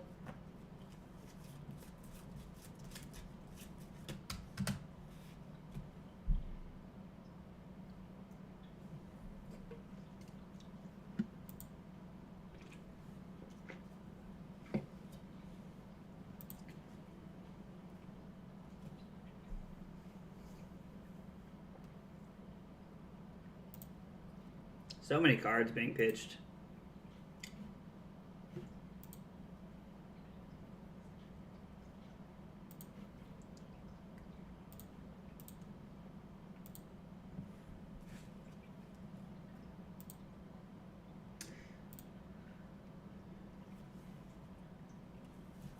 I'm going to...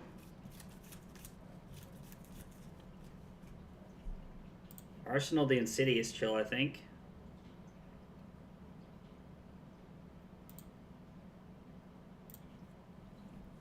I want to get Insidious Chill into play, because if I can strip cards from his hand and then go into the turn, it'll be pretty good.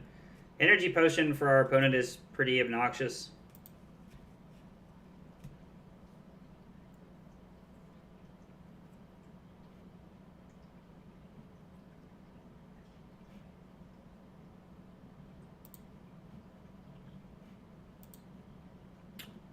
We'll go ahead and Waning Moon our opponent here. Now, they'll prevent 1, take 2, which does give our opponent a counter on Alluvian Constellus.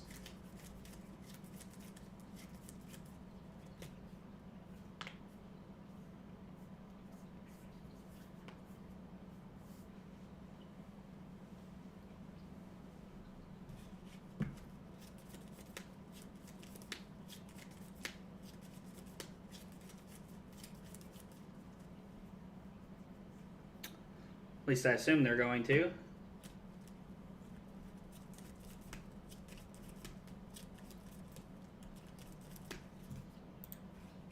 Interactor. I'm going to be kicked for inactivity. It's my opponent who's sitting here with his thumb up his butt. Oh.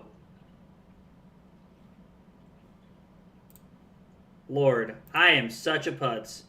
My opponent... Lord.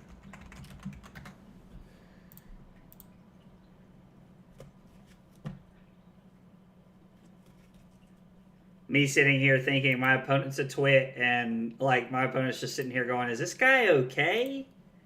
Alright, we're going to play energy potion number 2. Good lord. Alright, we're just going to pass. Going to arsenal the ether hell here.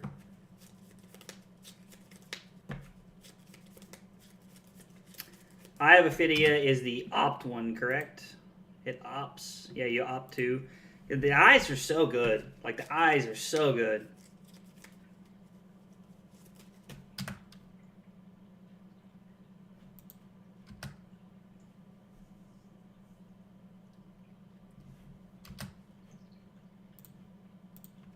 We'll pitch Pursuit of Knowledge here.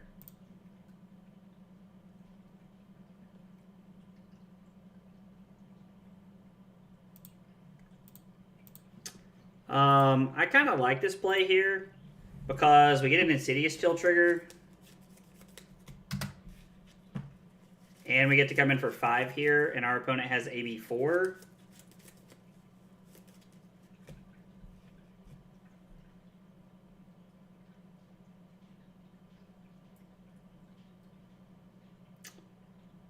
I mean, I think I'm just going to pitch this to come in for 2 more here. We deal 2 to our opponent. We're going to go Brain Freeze, then Blizzard. We're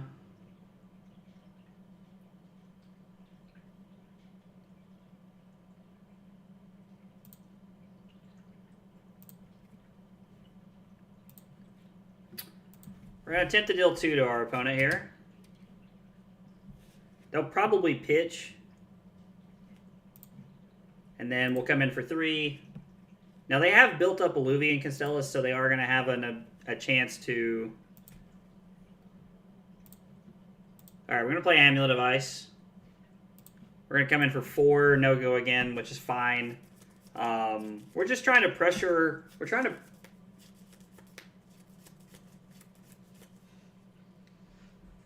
Oh my god, lol. I don't even know what you just put in the chat. Like, what is that? I'm going to move to Arsenal. They're just going to let it happen.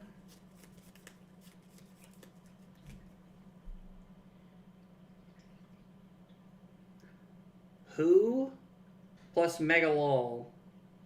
I still have no idea what you're saying, dude. You're just like stressing me out over there. Like, I don't even know what's happening. I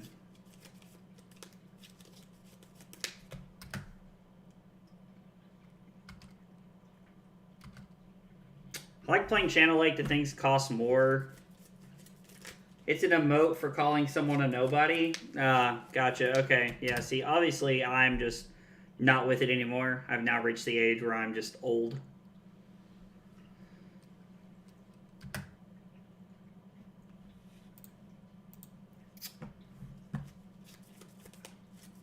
We'll prevent 4. Bobby said the same thing the other day. I mean, Bobby's a little bit older than me, but me and him are similar in age. He's got 1 floating.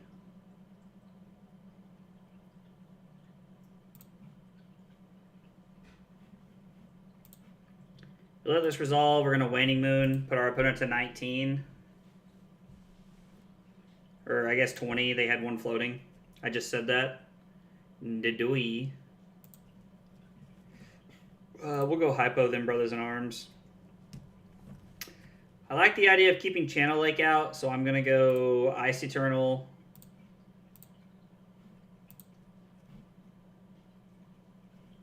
We're going to do this just so we can keep Channel Lake Frigid around.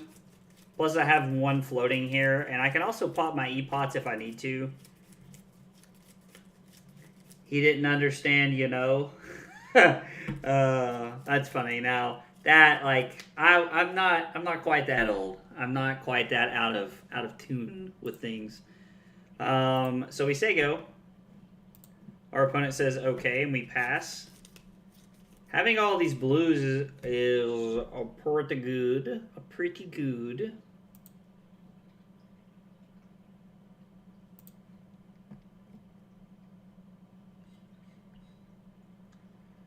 I am going to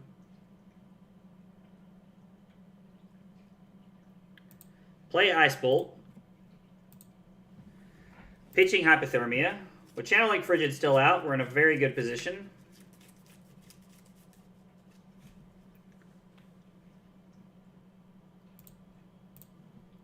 Like, we may not be like pushing so much damage down our opponent that they can't stop us, but we are keeping Channel Lake Frigid out, which is very solid. Go double channel check. 2 counters.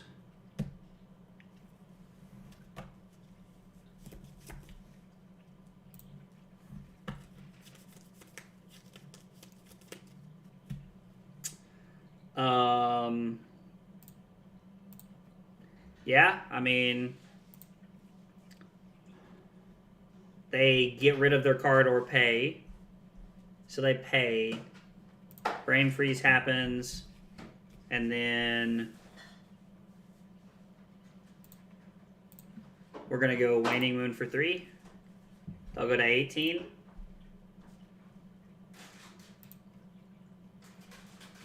I'm just going to attack for 4 here. This has been one of the slowest games I've ever played.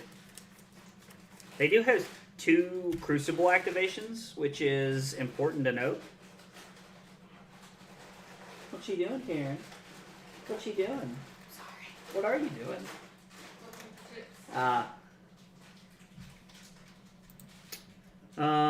So our opponent takes 1. We're just gonna pass.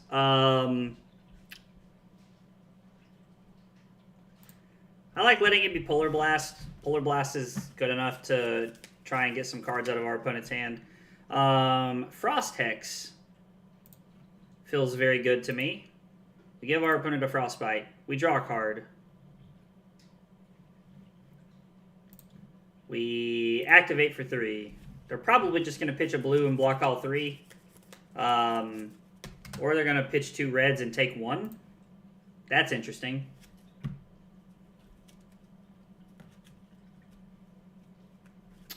So let's go Frost Hex. Pitching Frosting. I like getting Frost Hex in play. They didn't sideboard more blues in. I mean, that's very possible. Like, I don't know what our opponent did, but it feels like I know you said sideboard more blues in, and I guess like my thought process was probably the same as my opponent's, is they were thinking, oh, well, like these cards don't do anything in this matchup, and it's like, while they don't do anything in this matchup, it's definitely just correct to have more blues in, because the more blues you have, the more things you can do.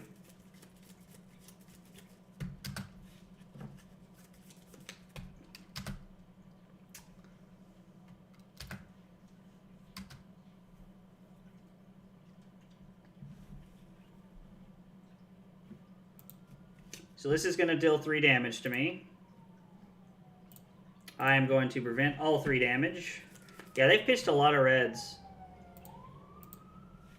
I'm going to prevent all 3 damage. I don't know what our opponent's trying to do here. I'm going to Arsenal the Scar for Scar because I want to see another card. So I think seeing more cards is good here.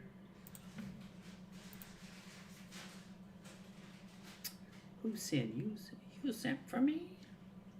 Forgot to activate staff, but you picked 6, so we Gucci. Ah, I see. I don't really know what my opponent's talking about, but... Oh, wait. 3 of that was for Frost Hex.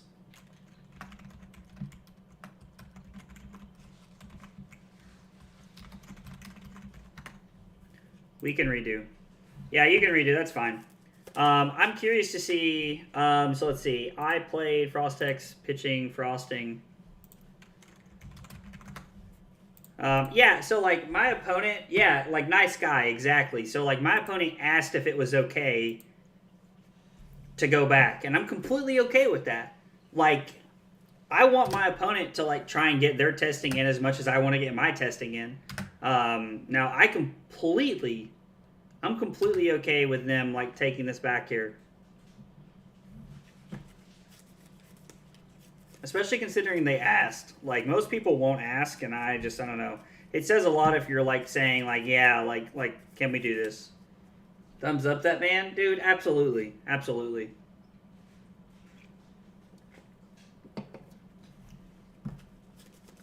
Maybe I'm too nice. I thumbs up most people.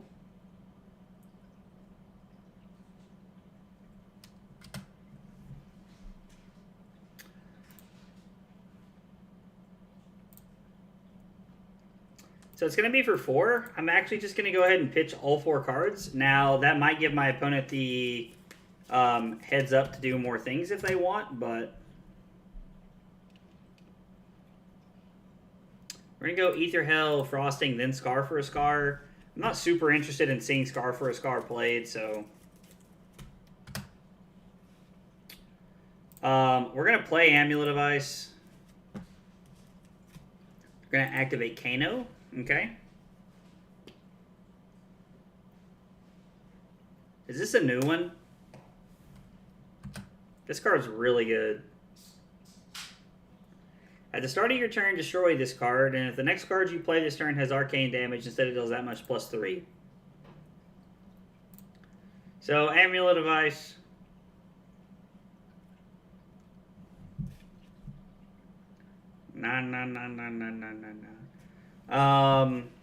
So I think moving forward, I think I'm going to cut Scar for a Scar, and I think I'm going to cut Wounded Bull. I most likely won't be at less life, and if I am, I would rather be gaining life with the Fighting Spirit. So I think those are the correct attacks to play, to take out. Now, the only noteworthy thing is that the only noteworthy thing really is that the Scar for a Scar does cost 0, so it gives me access to more cards. But, I mean, 0 for 4 versus 3 for 7 is a real thing. We're going to activate Alluvian Constellus. Or not, yeah, they're going to activate Alluvian Constellus so that they can play their Crucible. They're going to Sonic Boom for, what, 4? I'm going to pitch Blizzard Frosting, have 2 floating.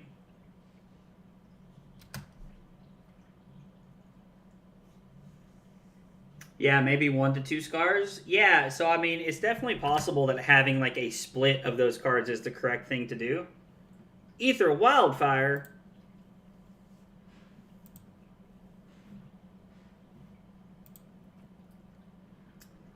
I'm just going to prevent 2 because, like, Ether Wildfire just says until the end of the turn, right? Until the end of turn, yeah. So, like, they'd have to find a way to do something else kind of good here. That's the first time I've taken damage since, like, one of the first 1 to 2 turns of the game. Hi, Aaron. Oh, Carly's playing Call of Duty. And now I'm going to play my other Amulet of Ice. It might have been correct to play Amulet of Ice during their turn and give them a Frostbite. Not sure, but their Blessing of Ether just kind of does nothing here.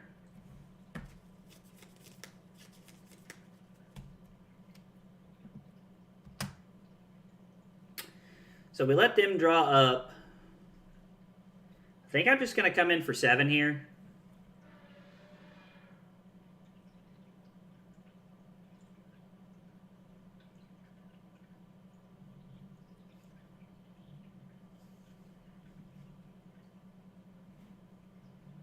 They can AB 4, which means this will come through.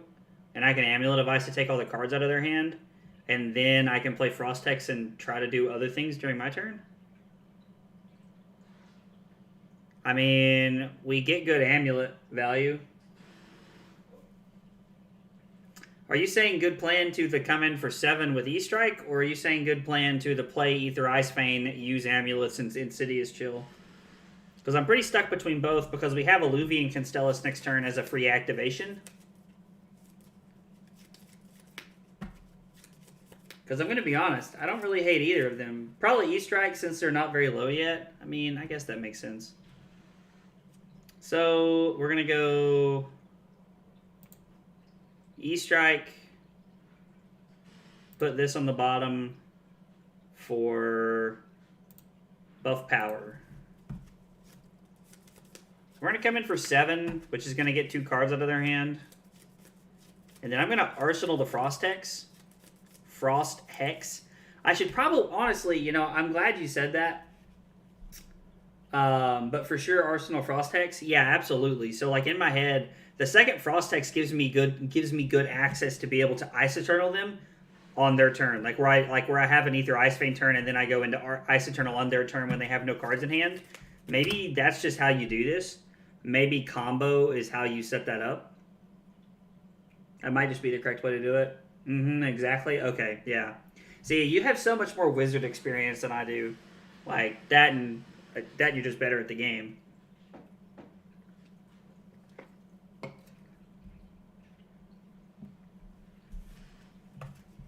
Since you shut them down so well in general. Yeah, no, I mean, it makes sense. It also makes sense why that's the game plan against Guardian.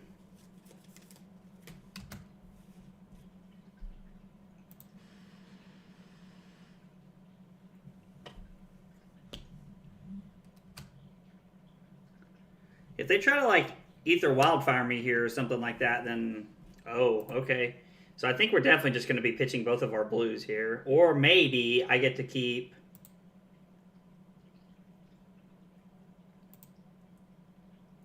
Maybe it's worth it to keep the Frost Hex and use my energy potions here.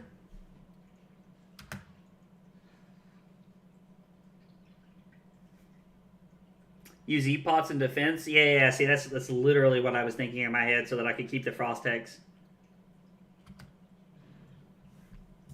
Okay, so this is going to be for 5.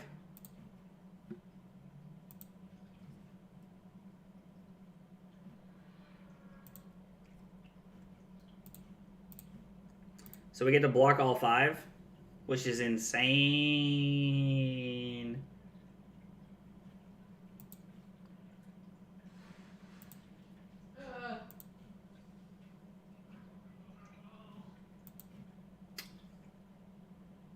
I kind of want to pitch to stop this too, though, because this feels very good.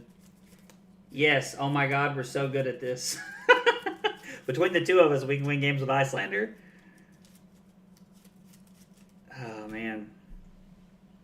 So... Pop E-Pot. I've taken nothing so far this turn, so I take 2... And then they're going to play this for 5, or for 4, I'm sorry. So I'd be taking 2 plus whatever's on top of their deck plus 5. So it's 7 plus, I guess, Wildfire would be for another 7. So I take 14, go to 19. But I get to Arsenal Frost Hex here. Leave second E-Pot? Well, it was too late. I played myself. Oh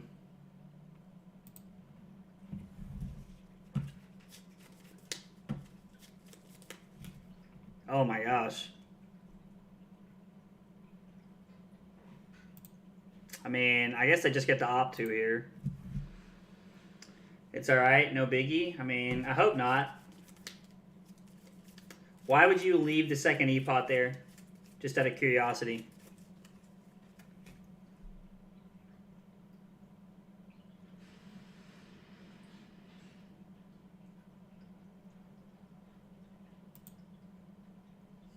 So he puts Gaze the Ages into his hand.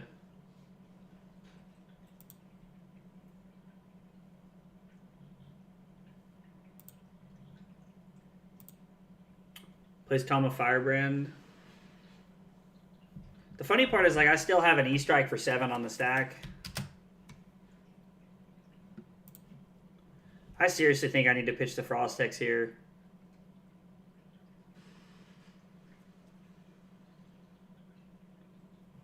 No, I'm going to take this 4. I'm going to go to 28 here because I think it's worth it. He also no longer has Storm Striders.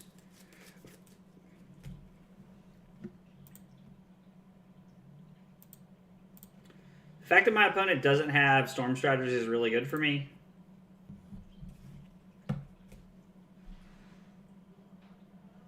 This is exactly the turn I needed.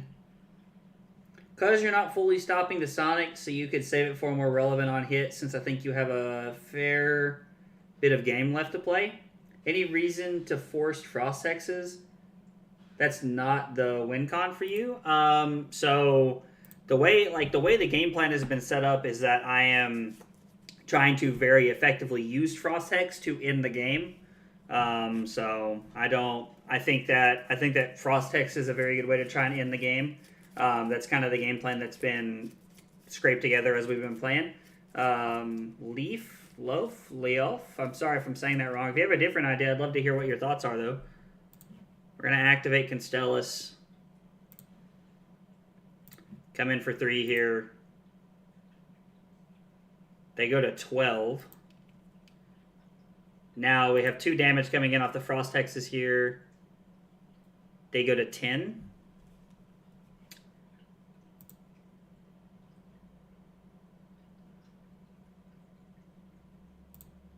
I'm going to leave the Channel Lake Frigid in my hand. I like doing this. He lets this resolve.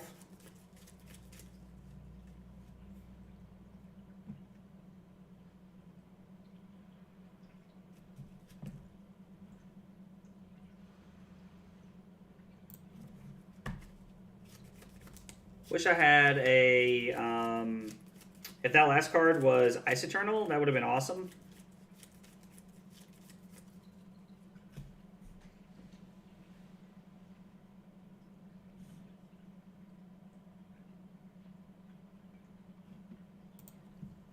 I'm just going to pass. I don't really want to use the Amulet of Ices here. I don't think it's correct. Now, not drawing anything to do here. I mean, I guess we can just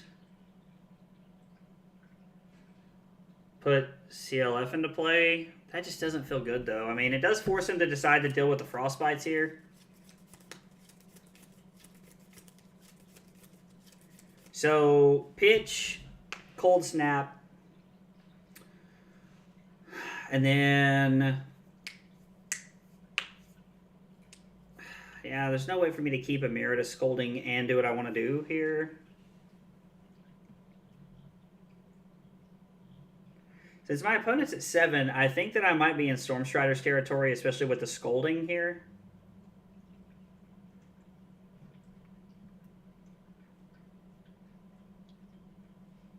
I'm just going to pass. We're just going to pass and see what our opponent does here. I'm going to... Pretty sure you got it. All right, well, GG, man. All right, well, I didn't think my opponent was going to concede there. It was pretty surprising. Let's see.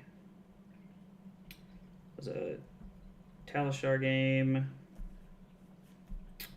Playing against Kano. I was at... Let's see, I got to make sure I wrote all these down the right slots. Won the game. Was at 28. 2.69 was my average hand value. And went first. All right, well, I appreciate, like, that guy was a good opponent, honestly. All right, cool. Restream, let me know that I've gotten 100 messages today. I mean, he did only deal damage in the first 9 turns.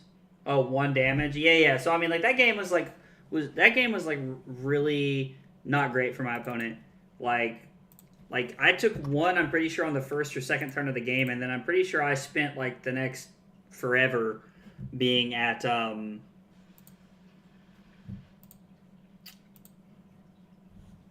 then I spent forever being at 35. Ooh, Arachne's a good one. A lot of people have left here. Looks like my opponent might not even be in the room. I'm going to wait about 30 seconds and then and see if my opponent shows up. We'll give our opponent a chance here. I mean, it says player 1 disconnected, but sometimes the games, like the lobbies, never make sense. 5 AB is so impressive on 45 blues. Yeah, that was crazy. I'm pretty sure I was on 48 blues right there. Like, so I changed the deck a little bit, and Pursuit of Knowledge actually added a blue and took me up to 45. So with the 2 blizzards, and the 3 hypothermias, we were on 50 blues right there. We just played a wizard mirror with AD 5 and 50 blues. I don't know how we were ever going to lose that game, like ever. All right, my opponent's not here. All right, let's see if this is a game. Somebody already joined the game. Lexi. All right, I played this matchup the other day, and I got bullied.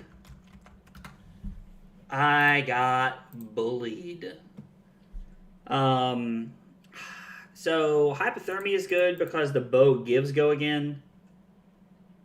Sync belows are necessary, I think. I don't think we want the Amulet of Ices. I do think the Pursuit of Knowledges will be good in this matchup. And then we got to cut 3 more cards. Scar for Scar is probably going to be a good card here. Maybe I want to cut Insidious Chills. Now, Insidious Chills are really good, especially early game if we can set up. Polar Blast is one that stands out to me, but that's also a lot of ice cards to cut. It's weird. I've been playing 63 a lot, which is like a big sin. I mean, at least it isn't Magic. In this game, I don't know. It doesn't feel that bad to me, but maybe Brain Freeze isn't that good. I don't know. There are a lot of zeros in the deck. Prioritize Cold Snap. Prioritize Cold Snap. Well, if we're gonna, all right, I'm gonna cut Polar Blast. We want Crown of Providence, Tunic. Yeah, we want to try it like this.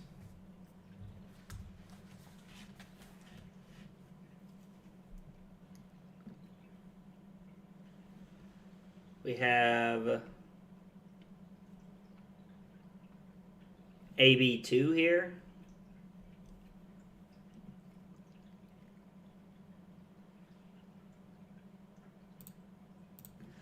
All right, yeah, we're going to start... Wrong way, Zach. We're going to start off by gaining a life and coming in here. Playing Talishar. Playing against Lexi. And I did get to go first. I started playing Islander, and I get to go first like almost every game. It's crazy. I mean, getting 3 cards out of their deck is pretty good because Lexi can be fatigued. I don't know that you can in this matchup or not, but you can fatigue the deck.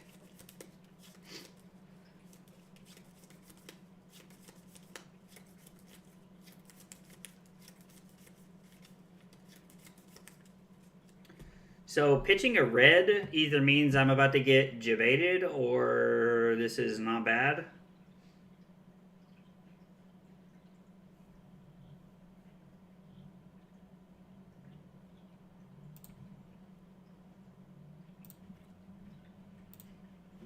Alright, let's come in for 2 and give them a Frostbite and see what happens here.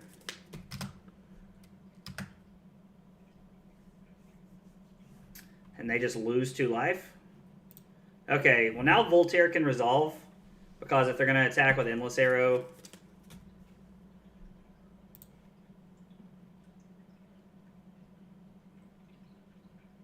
So this is just the best play here, I'm pretty sure. Just block 4 with Brother in Arms.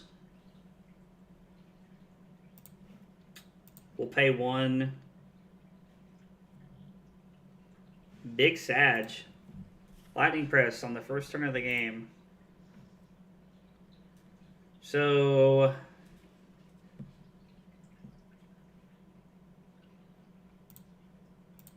I'm just going to pitch this to come in for 3 here. I think it's good because we know that we're going to come in. Like, I don't think they want to pitch this here. Do you maybe want to play Fab off stream later tonight? I've got Spice. I can't tonight. Me and Carly are hanging out later, but I'm down to play like one night this week or something. Like, definitely off stream if you want. I know how your brews get sometimes. Yeah, I can't tonight, but I'd love to one night for sure. We're going to Arsenal this and try to set up a turn.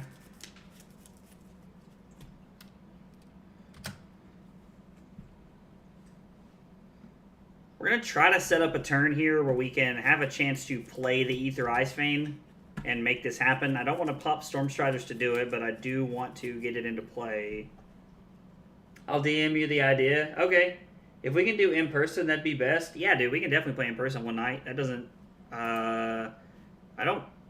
I'll have to ask Carly. I don't really know what's going on this week. But yeah, I mean, like, I don't think it'll be a problem to play in person at all.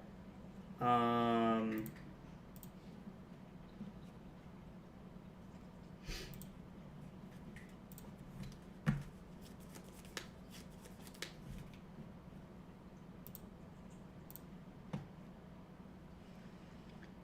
am going to sink below here. I think I'm going to put the Scolding on the bottom. Like,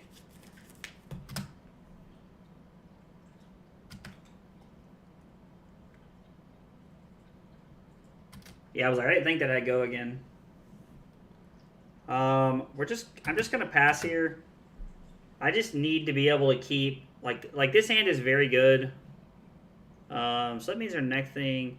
The next time an attack action card hits a hero this turn, it deals 3 damage to them. It's played from Arsenal, draw a card. Wow, that's really good. Like, all of Lexi's cards say the next time this turn, which is so bonkers to me. Like, that is just so good. I mean, I could Tunic Storm Striders to try and shut their turn down here, but I don't think that's worth it. I just don't think popping Storm Striders on, like, the 3rd turn of the game is good. I think I need to commit to using Sink Below and Fandle's Fighting Spirit the best way that I can and play the Ether Ice Vein. Voltaire gives +1. If Snapshot was fused, you may activate abilities of Bow you control an additional time this turn as though they were an instant. Okay.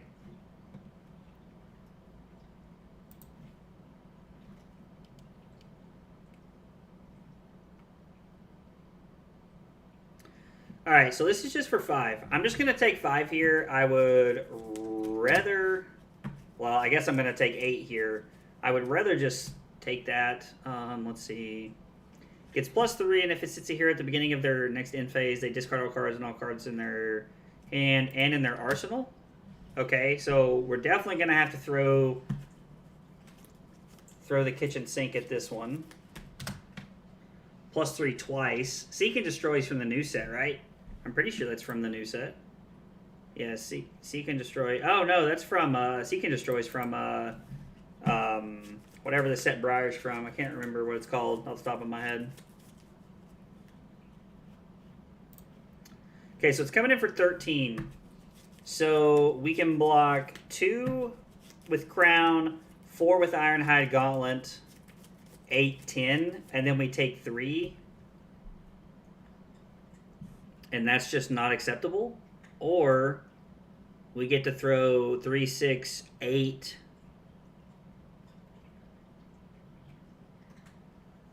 I get to use all of this and use Ironhide Gauntlet.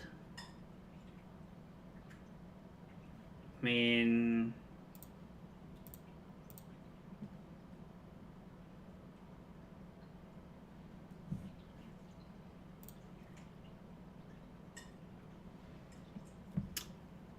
Yeah, this is tough. We're going to activate Tunic. He gains a life. We're going to pay 1 into this. Choose a reaction. And then we're going to sink below. So we covered it all up, and now we're just going to pass. That was a tough turn. Being forced to take all of that right there was pretty not great. And we're down 8, but the Ether Ice Vein can put us back into this game. Like, the Ether Ice Vein can put us in a decent spot. We just have to be able to keep Cold Snap here.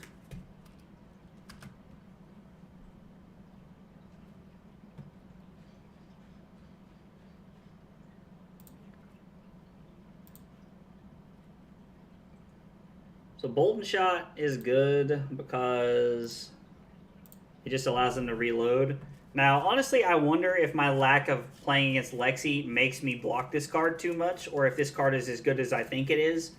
The fact that it gets +1 on Voltaire and it gets go again because of its own text is just so good. Yeah, I mean, that's vanilla damage, which, like, don't get me wrong, sucks that I have to take 4 here. All right, I thought I clicked. Yeah, okay. So I go to 23. There is no point to block Bolton if there's a card in their arsenal. Why is that? I'm not saying you're wrong, I'm curious. If you have no cards in arsenal. Oh, okay, so that was just a 0 for 4 go again. Okay, gotcha. No, that's good. Yeah, I should definitely read all the cards. Oh, I always give people a hard time, and then I catch myself doing things like that where I'm like, you know, reading the card makes your life so much easier.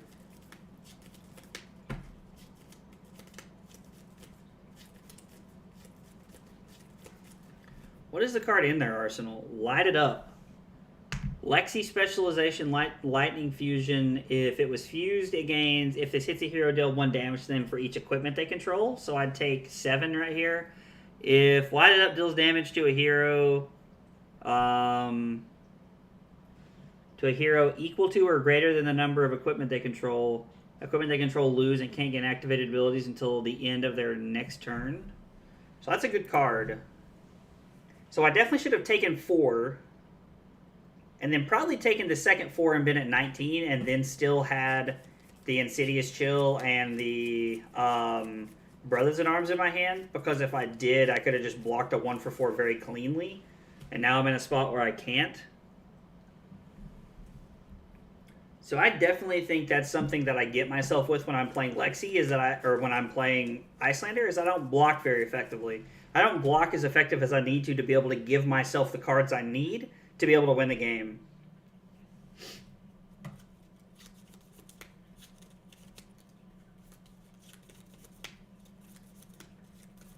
Funny part's I put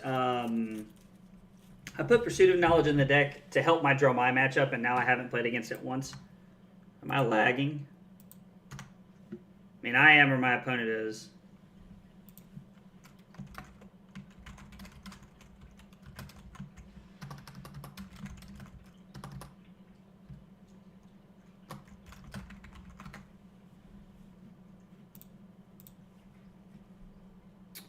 Nothing is revealed for Light It Up.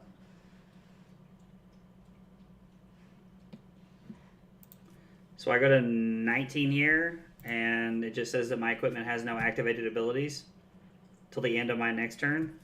So I'm going to play this Revealing Cold Snap. Now, Cold Snap is pretty good because it'll either force them to pay 1. They lost 5 life and discarded a Lightning Surge. Interesting. So now we're going to Arsenal this.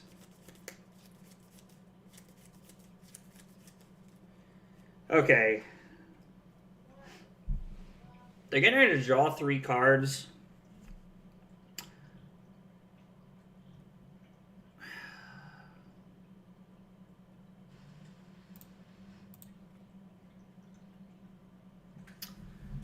I don't know if it's right to play Cold Snap in response there. Well, considering they had the Rain Razors, it's definitely not. But they do get a Frostbite. We do get an extra card here. Sink Below will definitely help. Hopefully they drew too many reds or too many yellows, and we do get to put them in a little bit of an awkward spot.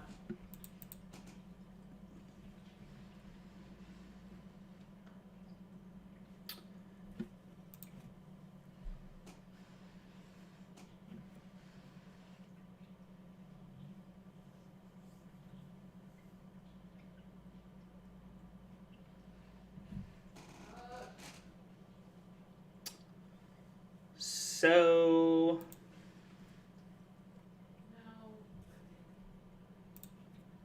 let's Sink Below here. I don't think I'm going to sink anything. I'd like to be able to keep my hand if I can here. The fact that they had 2 blues is like not crazy or really surprising, but just sucks a little bit. Heat Seeker. At the beginning of their M phase, put the top card. So I get to block 6. Alright, and then I get to block 8, and then Arsenal Ether Ice Vein. Or I block Ether Ice Vein, Frosting this, and then try to shut their next turn down. I think this is better. I think I'm just going to keep this in my hand here. I'm down 13, but I just need a turn where I can get some value here. They're activating their Tunic now.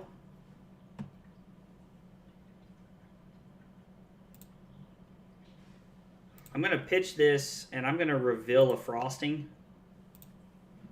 It's going to deal 3. Now, they're probably going to take the 3, but I am going to get rid of a card here. The fact that they needed their Tunic resource here is kind of nice. Because they only have AB2. Ether Ice Vein is a lot better when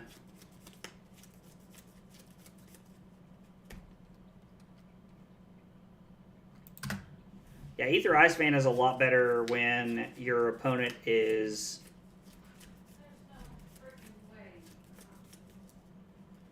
when your opponent's at a closer life total with you.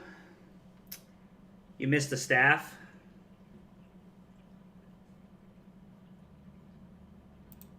Oh, did I miss activating Waning Moon last turn? Yeah, I think I got so caught up with blocking I wasn't even thinking about it. So I don't remember if they had anything loading, if they have anything floating, but they're basically at 26 instead of 25, 26 or 25.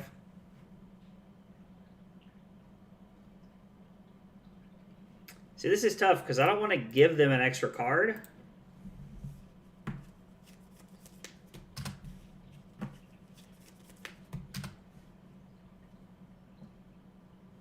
Like, the 3 of a kind turns are just so bad.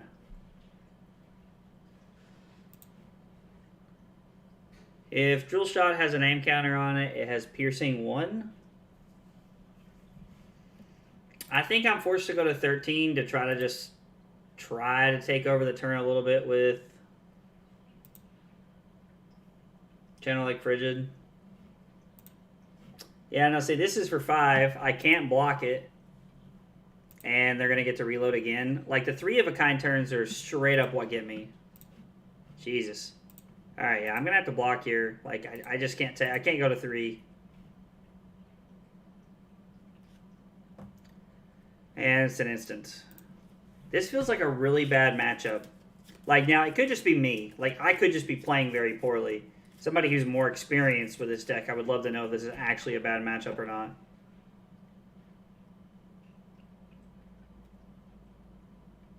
Okay, so if I use Tunic to activate Storm Striders, I deal them 2, give them 2 Frostbites. I don't think that's good enough. I don't think it's going to do it. Like, and then I have nothing to block with, which is even worse.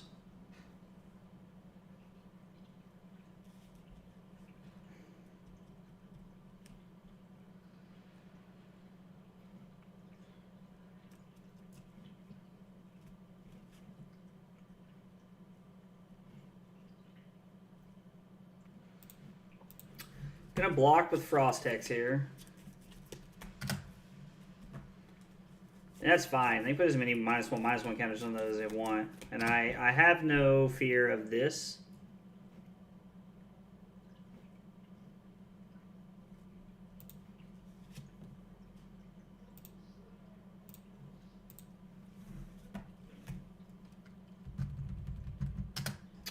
We block 5. Okay, my just Omega dead here. Block 3, take 5. Yep.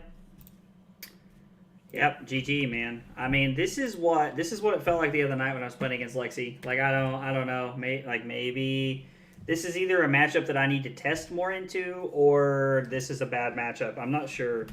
I mean, Lexi has a lot of good upside, so I could see this just being a rough matchup here. But all right, so let's see. We lost that one.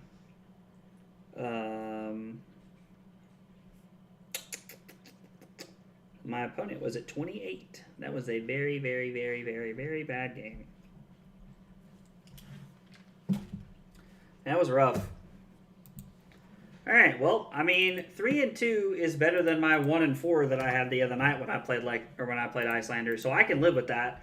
Honestly, like it's nothing to write home about. But 3-2 is an improvement.